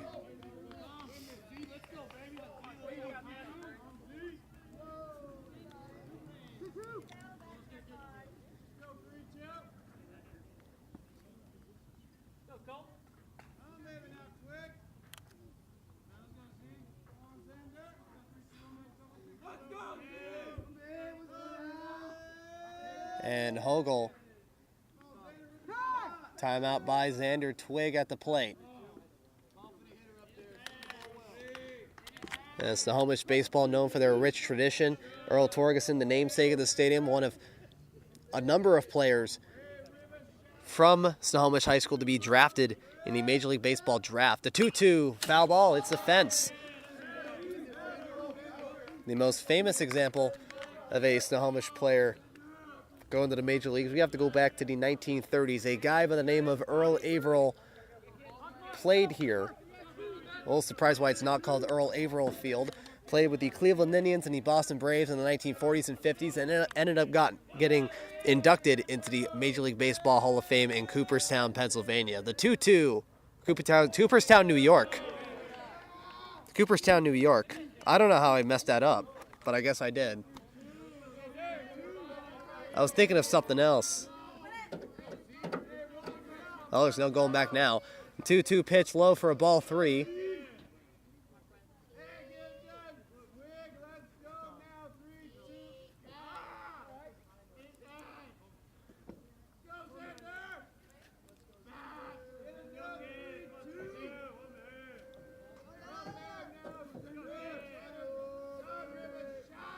And the payoff pitch, a fly ball to center field, to right center. That will be caught by the second baseman, Aaron Lampin, in a leaping grab to prevent any more runs from getting on the board. That is 2 runs on 2 hits, no errors, and 2 runners left on.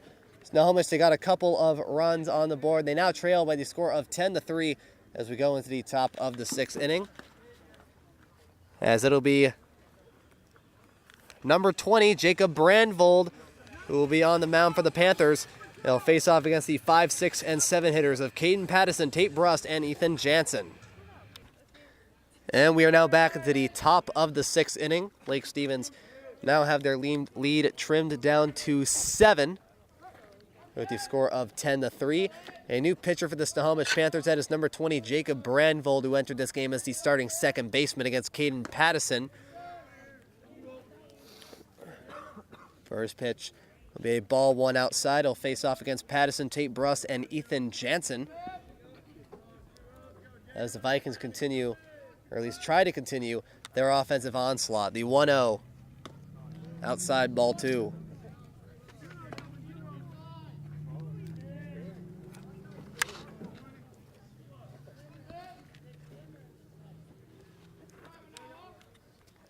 And the 2-0 pitch. Chopper, this one going to the second baseman, the new second baseman, Zach Bridgman, who throws to Davis Buckner at first base.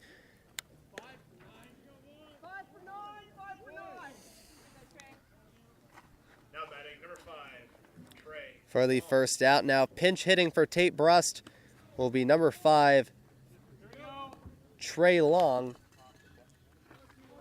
making his first plate appearance this season. One of the top hitters on the team last season, is one of the top hitters returning from last year's team. First pitch outside, ball 1. Last season, Trey finished the year with a .339 batting average, 20 hits and 59 at-bats in 22 games, 7 doubles, a triple, 11 RBIs, 17 runs, and was 8 for 8 in stolen bases while walking 13 times The 1-0 inside, ball 2.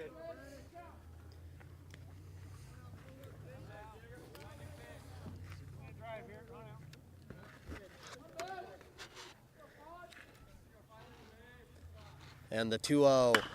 Ground ball. This one going to the third baseman, who will throw it to first in time for the second out.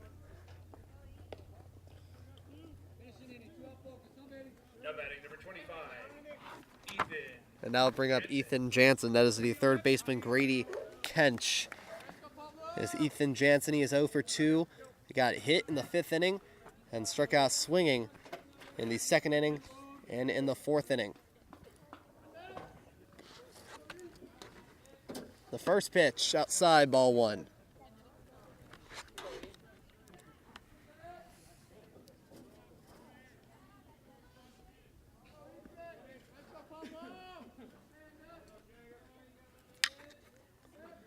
And the 1-0, swing and a miss, strike 1.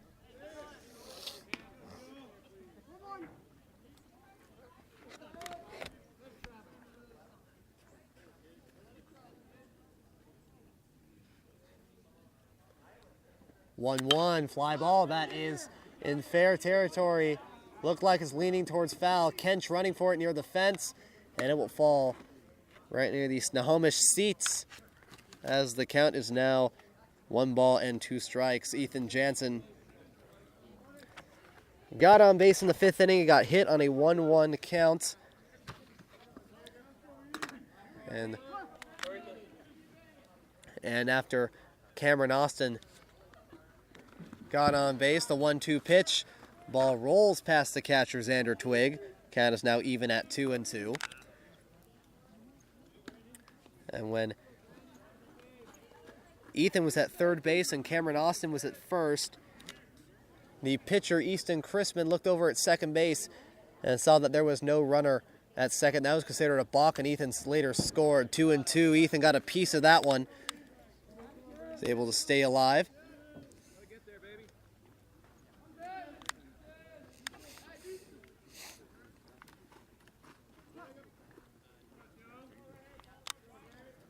And the 2-2 by Landvold.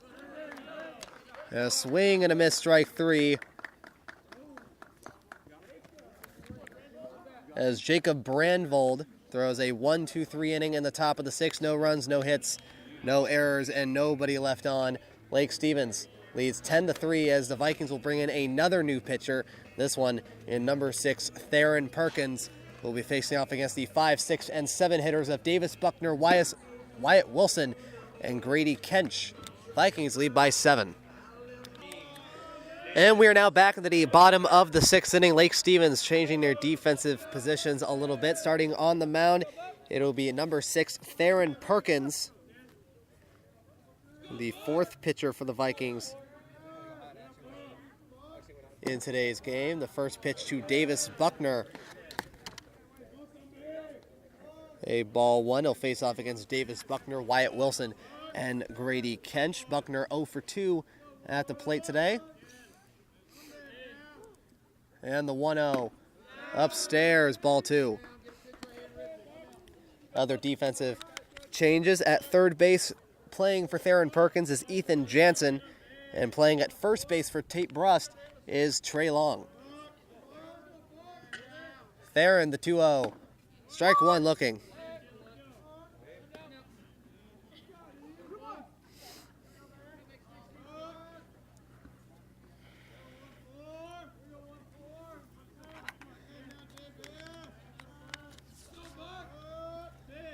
The 2-1, just outside, ball 3.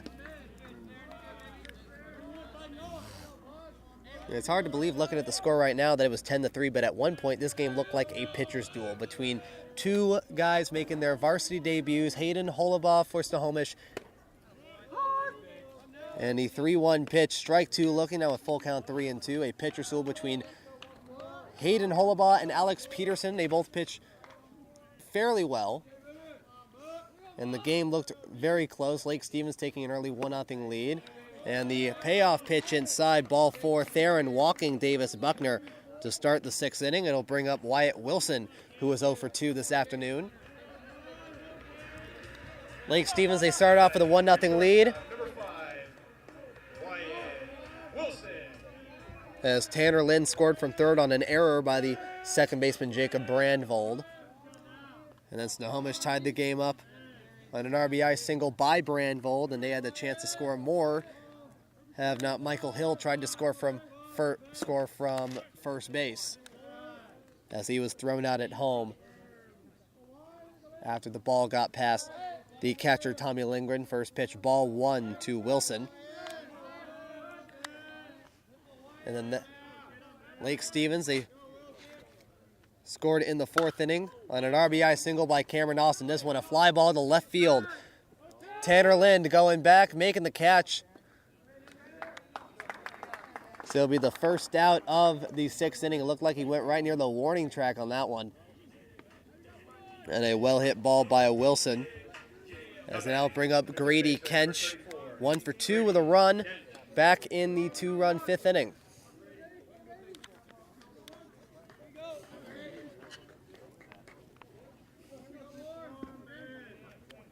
And then after Lake Stevens took that 2-1 lead in the 4th, it turned into a complete offensive massacre as they scored 8 runs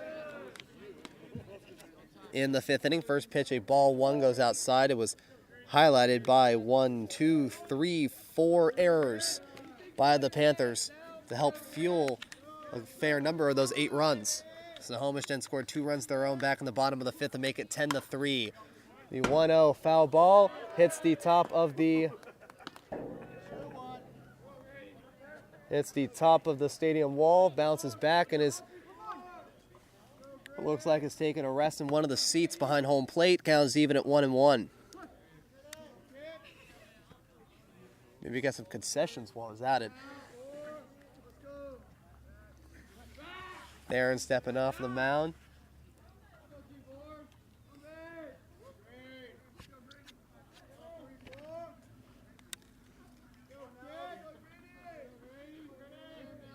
And Theron getting the sign from the catcher, Tommy Lindgren, 1-1. Swing and a miss, strike 2 to Kench.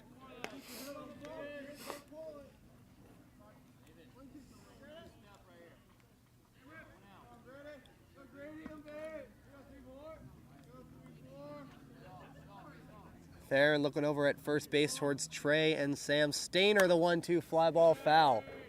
This one completely going over the roof of Veterans Memorial Stadium across from us. This one going over the roof this time.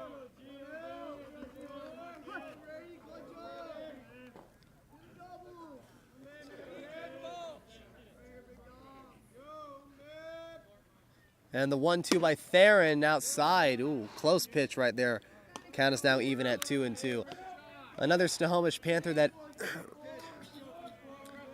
got a lot of attention when he was here was a guy by the name of Adam Eaton. Not the Major League outfielder, but there was another guy named Adam Eaton who played for the Snohomish Panthers during the late 90s, early 2000s. That got a lot of attention. 2-2, and that will hit Kench. He'll hit him on the left shoulder. And then it will move over, then it will hit the fence behind home plate. And Snohomish now has the runners on first and second for Drew Stoltz, who hit a single into the hole in center field back in the 5th inning. Timeout by Lake Stevens. It'll be Tommy Lindgren walking up to the mound to talk to Theron. Adam Eaton, he got discovered by accident. There was a lot of scouts that were here at Snohomish High School that were actually here to see Lake Stevens starting pitcher Ryan Ose. And it was through that game, and it was through that pitcher's duel that Adam Eaton got discovered. He got drafted into the major leagues, and just last year was inducted into the Snohomish County Sports Hall of Fame in Everett. First pitch, swing and a miss. Strike 1.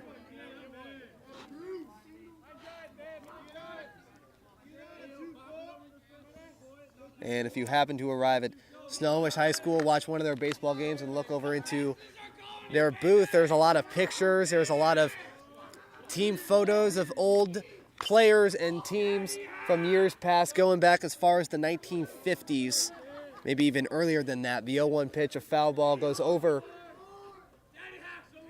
the broadcaster's booth behind home plate. Count is now 0-2.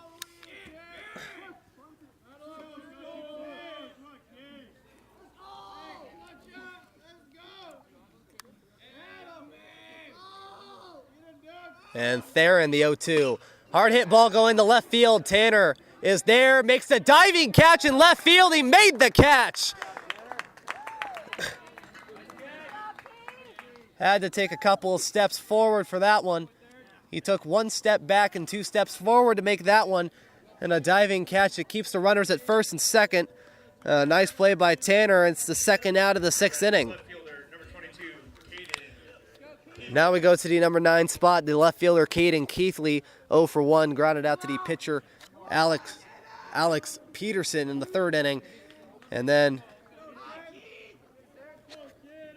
a full count walk in the 5th inning and was stranded at 3rd. Theron to stretch, first pitch. Foul ball, this one going over the Lake Stevens dugout and onto the hill right next to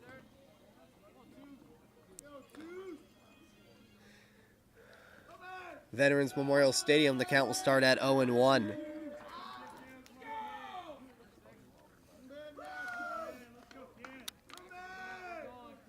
And Theron looking over at Sam Stainer at second, the 0-1.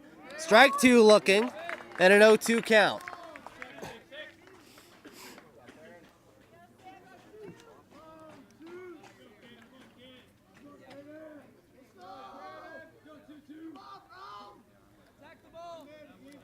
Theron looking to end the 6th inning. The 0-2, the windup. Strike 3 called, got him. Keithley cannot believe that call was a strike, and that will end the 6th inning. A nice pitch by Theron Perkins. It'll be no runs on no hits, no errors, and 2 runners left on. Still a 10-3 game.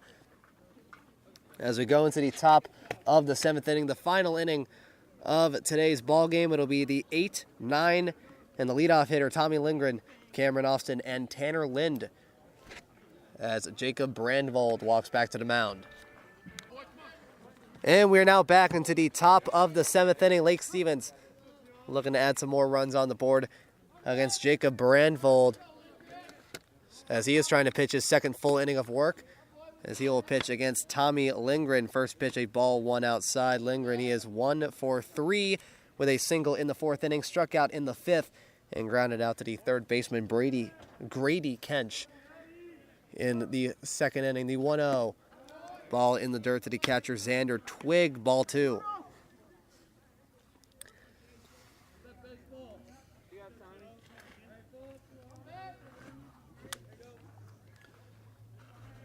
And the 2-0, ball 3. This one just getting outside of the strike zone. Looking at Snohomish's roster, we see that they have 1, 2, 3, 4, 5, 6, 7, 8 sophomores on their baseball team. The 3-0. Strike 1 looking at a 3-1 count. Some notable sophomores that have played in today's game: Hayden Holabaugh, the starting pitcher; Caden Keithley, the number 9 hitter; Drew Stoltz, the number 8 hitter; Xander Twig, who came in for the 3-1. Ball 4, it'll be a leadoff walk for Tommy Lindgren to start the top of the 7th. It'll be Xander Twig, who came in behind the plate for Colby Wallace, You have Grady Kench, the 3rd baseman, and you have a guy who is in the dugout who has not played yet, and that is Sean Guzman. Here is Cameron Austin, who is 1 for 2 with an RBI, a stolen base, and a run.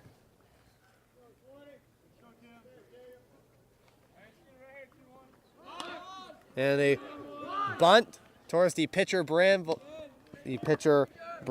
who throws to first. Cameron Austin trying bunt again. This time it'll be a sacrifice bunt, and it will move Lindgren to second for the first out of the 7th inning. Now going back to the top of the order for the 5th time around is Tanner Lind, who went 1 for 3, 2 runs, and RBI, and moved from 2nd to 3rd on a wild pitch back in the 5th. First pitch, and a ball 1 in the dirt.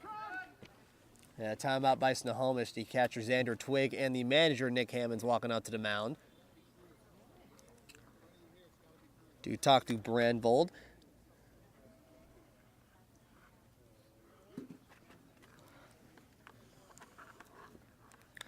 So once again, the next game for both of these teams, they both continue play on Friday, March 15th. Snohomish starting conference play against the Stanwood Spartans, while the Lake Stevens Vikings will play their first home game against the Mount Lake Terrace Hawks, coming off their best season in school history, finishing second place in the 2A state tournament. And the 1-0, and a foul ball, a chopper that lands right near the catcher, Xander Twig. Count is now even at 1-1. Having a little bit of fog that's rolling in from the center field wall.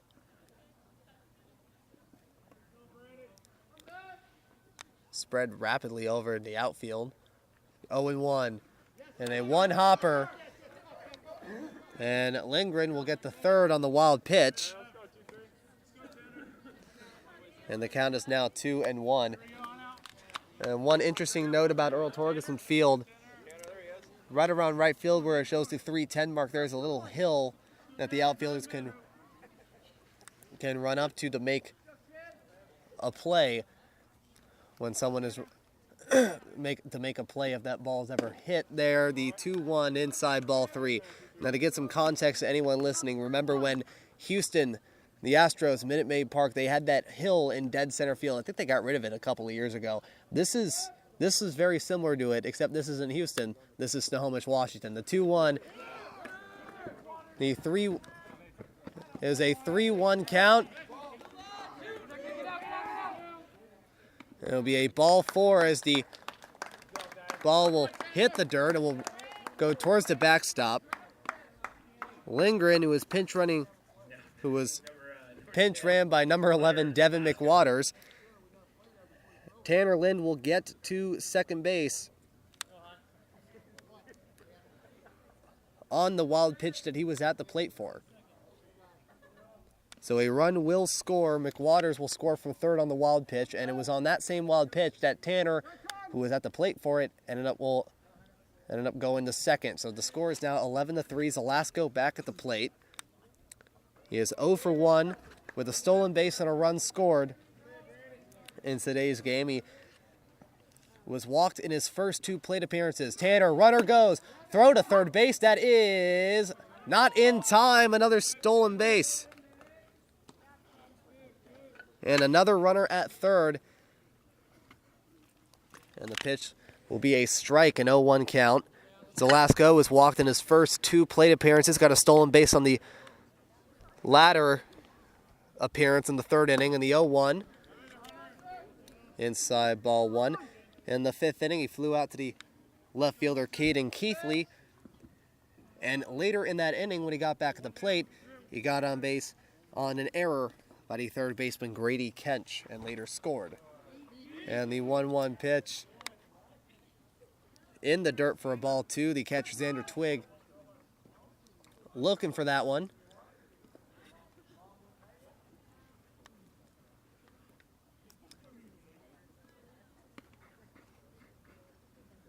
As Twig, Grandvold, the new second baseman, number 19, Zach Brigman, and Wyatt Wilson all walk up to the mound.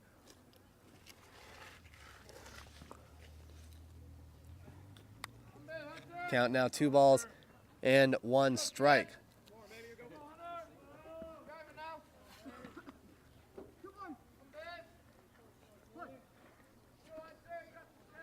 And the 2-1 pitch.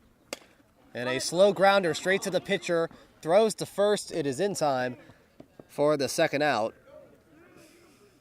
Now batting, number 6. It was similar to what happened to Theron Perkins back in the first inning. He swung at it as hard as he can, but it ended up being a slow roller that stayed right near the mound. This one picked up by the pitcher, Jacob Brandvold, who threw the first to get him out for the second out of the 7th inning. And here is Theron Perkins with a runner on third. He is 1 for 3 in this afternoon's ball game. And the windup in the first pitch, outside ball 1. In the first inning, got out on a slow grounder that was picked up by the catcher, Colby Wallace, in the first inning. Then got out in the third inning on a ground out to Brandvold, then hit a single in the fifth and later scored. The 1-0 pitch, a swing and a miss, and Tanner Lind will race home on the wild pitch.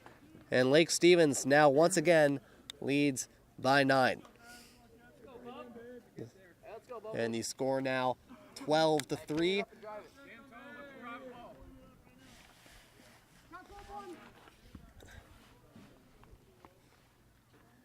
And the count now 1-1 strike as Theron swung at that pitch, 1-1. And that one at the dirt ball, 2. And in the fifth inning, he started off with a single, got a stolen base, and was one of the 8 runs that scored in that inning. And then later in that inning, got on base on an error by the third baseman, Grady Kench. He later went to second on that error. And the 2-1 pitch, ball gets past the catcher, Xander Twig, count now 3-1 on Theron. And Theron, seeing that no one was near the baseball when it got back into the infield, it was rolling towards the dugout, and saw that nobody was at third base. He ended up getting third instead. 3-1, a hard hit ball, leaning foul right on top of the Snohomish batting cages. That was a very well hit ball that unfortunately landed in foul territory. Count is now full.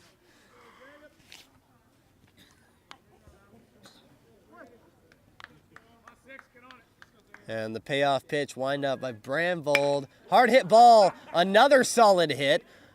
Another one that was headed towards the Snohomish batting cages. Theron getting a couple solid hacks here in this at bat. The problem is they're not in fair territory. Payoff, Brandvold. Another foul ball. Got a piece of that one.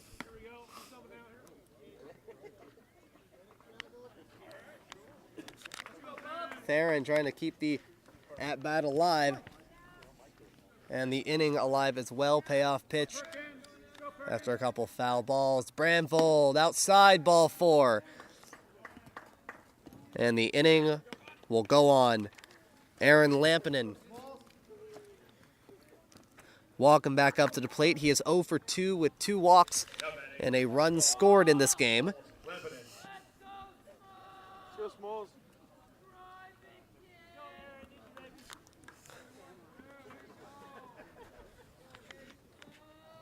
And Brandvold, first pitch.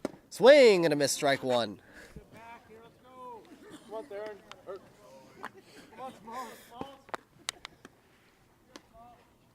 Oh, I'm happy I'm not the only one making mistakes here.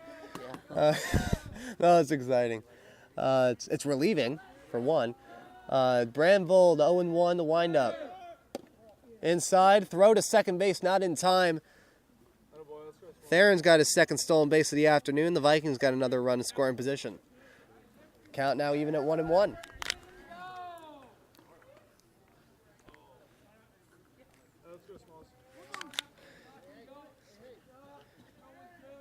I mentioned that Snohomish, they were going straight into conference play after today, the 1-1 pitch outside and in the dirt, 2 balls and 1 strike. And I mentioned that they were going straight into conference play. And it'll be starting next week when they play against Marysville Getchell. And the 2-1, low and inside, ball 3 for a 3-1 count. They play against Marysville Getchell.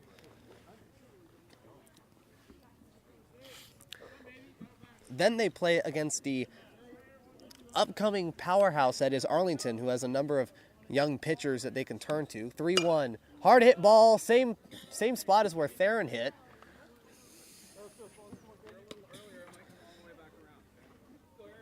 As it'll hit right near the Snohomish bullpen. Count is now full. They play against Arlington, and then against Marysville Pilchuck, Oak Harbor, Everett, and then play the final 2 games against Stanwood after playing them this Friday. Count is now full once again for the second straight at bat. A hard hit ball. It'll go into left field, and Theron will go to third. Runners on the corners. Aaron Lampinen with his first hit of the season. Now bring up Caden Pattison, who is 0 for 1. And a timeout by Snohomish. Xander Twig once again walking up onto the mound.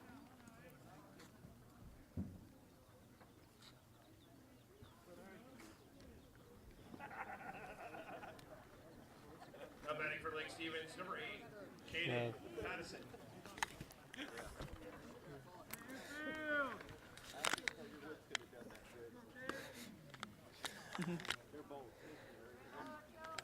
So I know that there was a couple of times where I mentioned about Earl Torgerson Field, the place where we are right now. We mentioned about, how long these teams have been playing against each other, what this field has with the hill.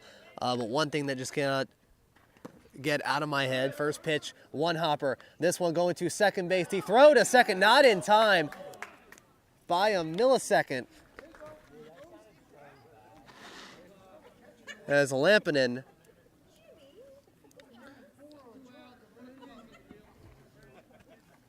gets a stolen base on that one. Runners are now in second and third.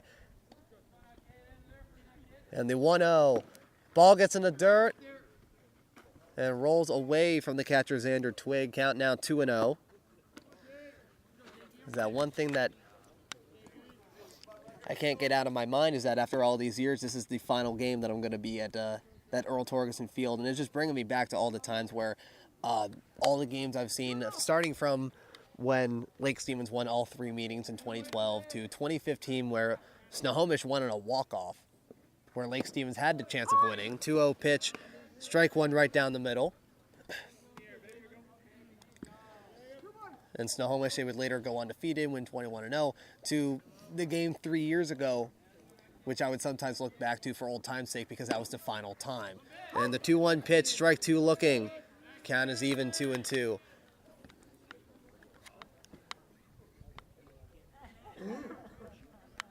It's just after a while, Earl Torgerson Field felt like a second home. 2-2. Outside ball 3. Mainly because of the amount of times I've been here and how close it is from my house. Because this is about a good... Because again, Lake Stevens and Snohomish, they're rivals because they're right next to each other. There's no better reason than that. Payoff, ground ball. This one going to the second baseman, Brigman, who throws to first. And that will end the top of the 7th inning. Lake Stevens, they get a couple more runs on the board in the top of the 7th. As now we go into the bottom of the 7th inning. Theron is looking to close out this game against the top 3 hitters for Snohomish, Sam Stainer, Michael Hill, and Jacob Brandvold. Lake Stevens, they now lead by 9 once again by the score of 12-3. And we are now back into the bottom of the 7th inning. Lake Stevens, they need 3 more outs to start off their season right with a victory. Theron Perkins on the mound against Sam Stainer. First pitch, a ball 1. Stainer 0 for 1 in this afternoon's game with a run scored in the 3rd inning. 1-0. Hard hit ball. This one going to the second baseman, Lampinen, who throws to first to get Stainer for out number 1. Throws to Trey Long at first base. Now we go to number 33, Sean Guzman, the 8th and final sophomore to play for the Panthers in this game.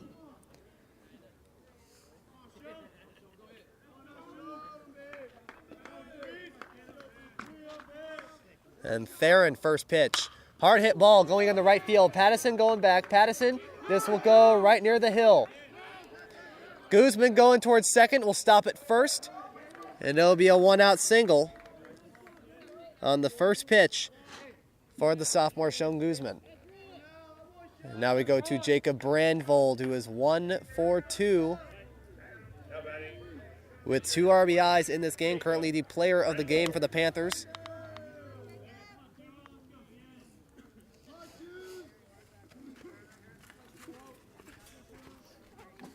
And Theron, the first pitch in the dirt. And Guzman staying at first base, ball 1.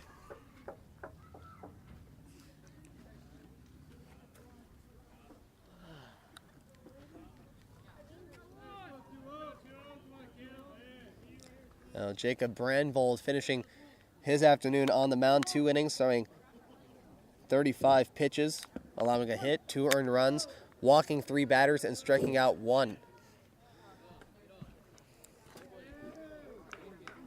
Well, Colton Hogel, forgot to mention that in 1 inning he threw 14 pitches, only striking out a batter. And is able to get a hold, the 1-0. Chopper, this one going to Zelasco. Throw to second. This is for the game. The first in time. This one belongs to the Lake Stevens Vikings. They end it on a 6-4-3 double play. They get Guzman out at second. And the Lake Stevens Vikings start off the season 1-0. The final score, Lake Stevens 12, Snohomish 3. The winning pitcher, Alex Peterson, at 1-0. And the losing pitcher is Hayden Holabaugh, who is 0-1. Snohomish now going down to 0-2. Again, the Panthers, they will be facing off against the Stanwood Spartans on Friday, March 15th. Well, also on that same day, the Vikings will play the first home game against the Mount Lake Terrace Hawks from the first game of the 2019 varsity baseball season. Again, the final score, Lake Stevens 12, Snohomish 3. What a way to start off the 2019 season from Snohomish High School at 6:26 p.m. My name is Payne Patchett, and you have been listening to Lake Stevens Vikings Varsity Baseball.